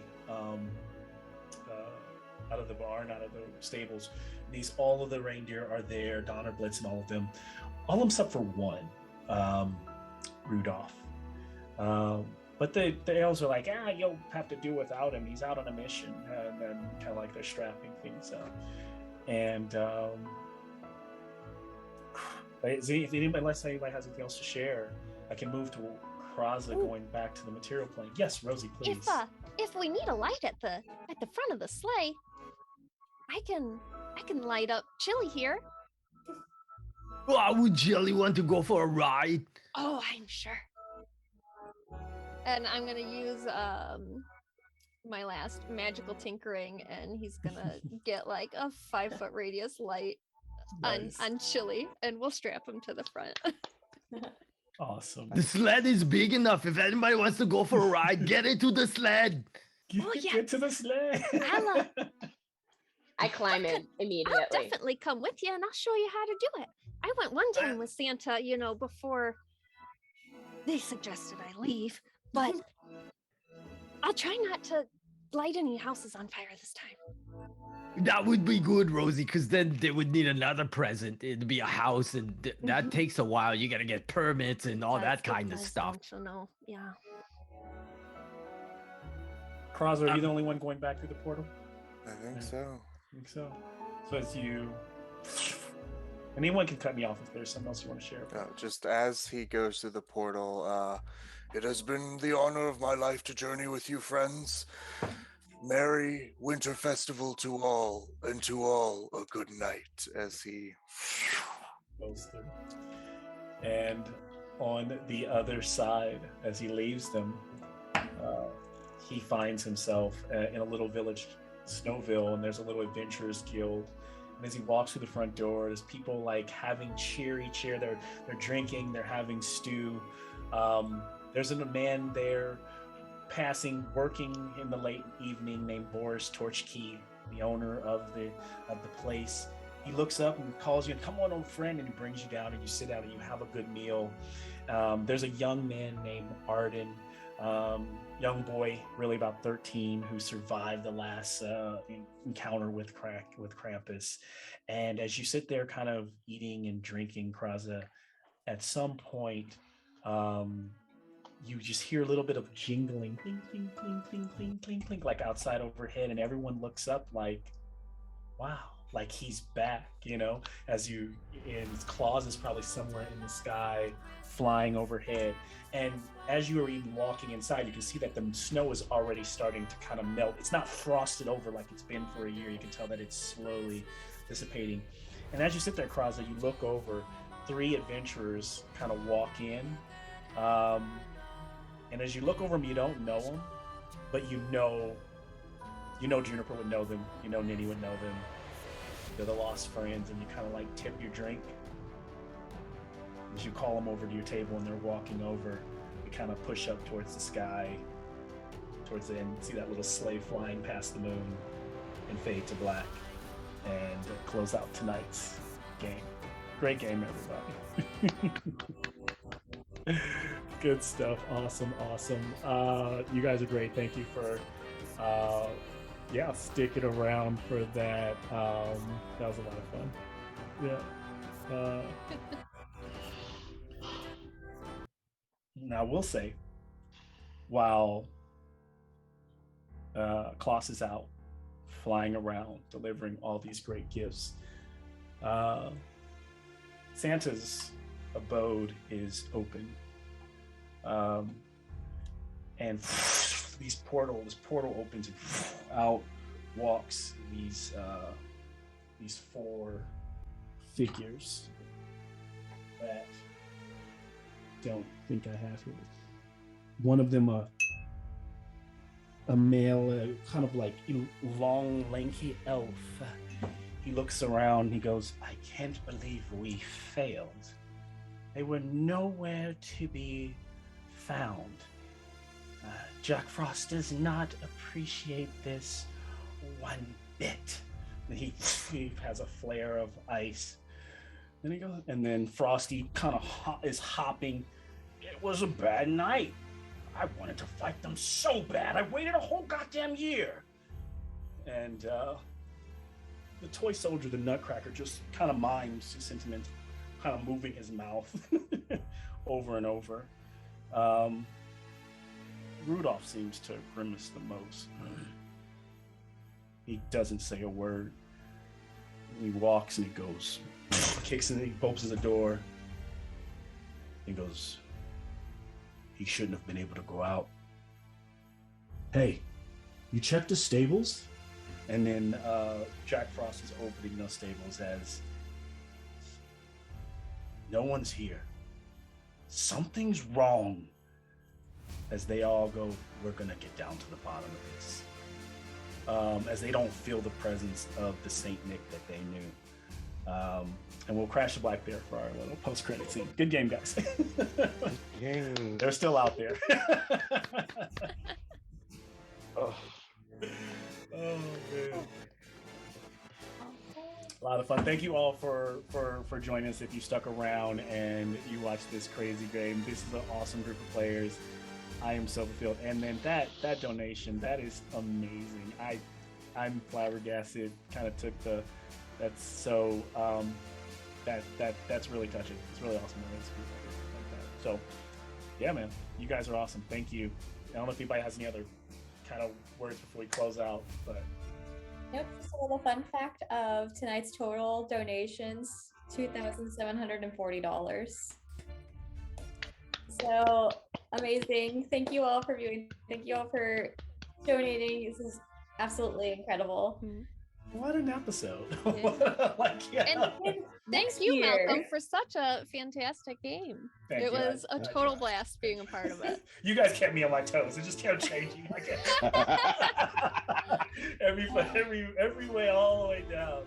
And then my rolls were just like, like Santa had like a +10 charisma, and I rolled a nat 1 on that last charisma check, and I was like, and even like everything in me was like, why is he doing this? The dice say he's doing it. And it looks like we're being rated right now too. You're just in time for the end of the stream, but thank you so much. Yes. Thank you. I so want to see what Rudolph, Jack, and Frosty and yes, we'll have to come come back next year. Yeah. I know. Stay tuned. Stay tuned. such a fun game. It's like it could have gone either way. It could have been like bringing back Krampus, or like it was so. But that was such a. I would have never thought you were gonna do it that way, and that's what makes the game so good. And we made the Tooth Fairy. Yeah, I didn't know there was gonna be a replacement. That's Tooth Fairy, a replacement. Yeah, that's literally. That's great. That's great. So good. Well, while we're wrapping everything up, Malcolm, do you want to do like kind of a shout out of where people can find you, what you do? Yes. Again, Gentleman Game Master on Instagram, Gentleman_Game Master, where I just kind of share myself in the hobby. If you want to watch some of my other, like the games that I run and other DMs run with our group, they're on YouTube at Gentleman Game Master. We don't stream quite yet, but we post our games up. And then if you want to join a game or try to find a game, it's the D&D Experience Point. So the D&D Experience Point on the Meetup app or the Meetup browser. But and then hopefully you'll see me here doing some more Christmas or whatever initiative order will have you back. This is one of my favorite all-time streams. So thank you. Yeah. Good. Yeah. Kraza always steals it. Good evening all, good night. What am I going to say after that? That's it. Good stuff. I guess, speaking of Kraza, do you guys want to do some shout outs so people can find you? Like I said, my socials are very limited. I'm a humble player of the D&D Experience Point, and if you ever want to play with me, I'll just send you Malcolm's way. Likewise. Thank you. Yep.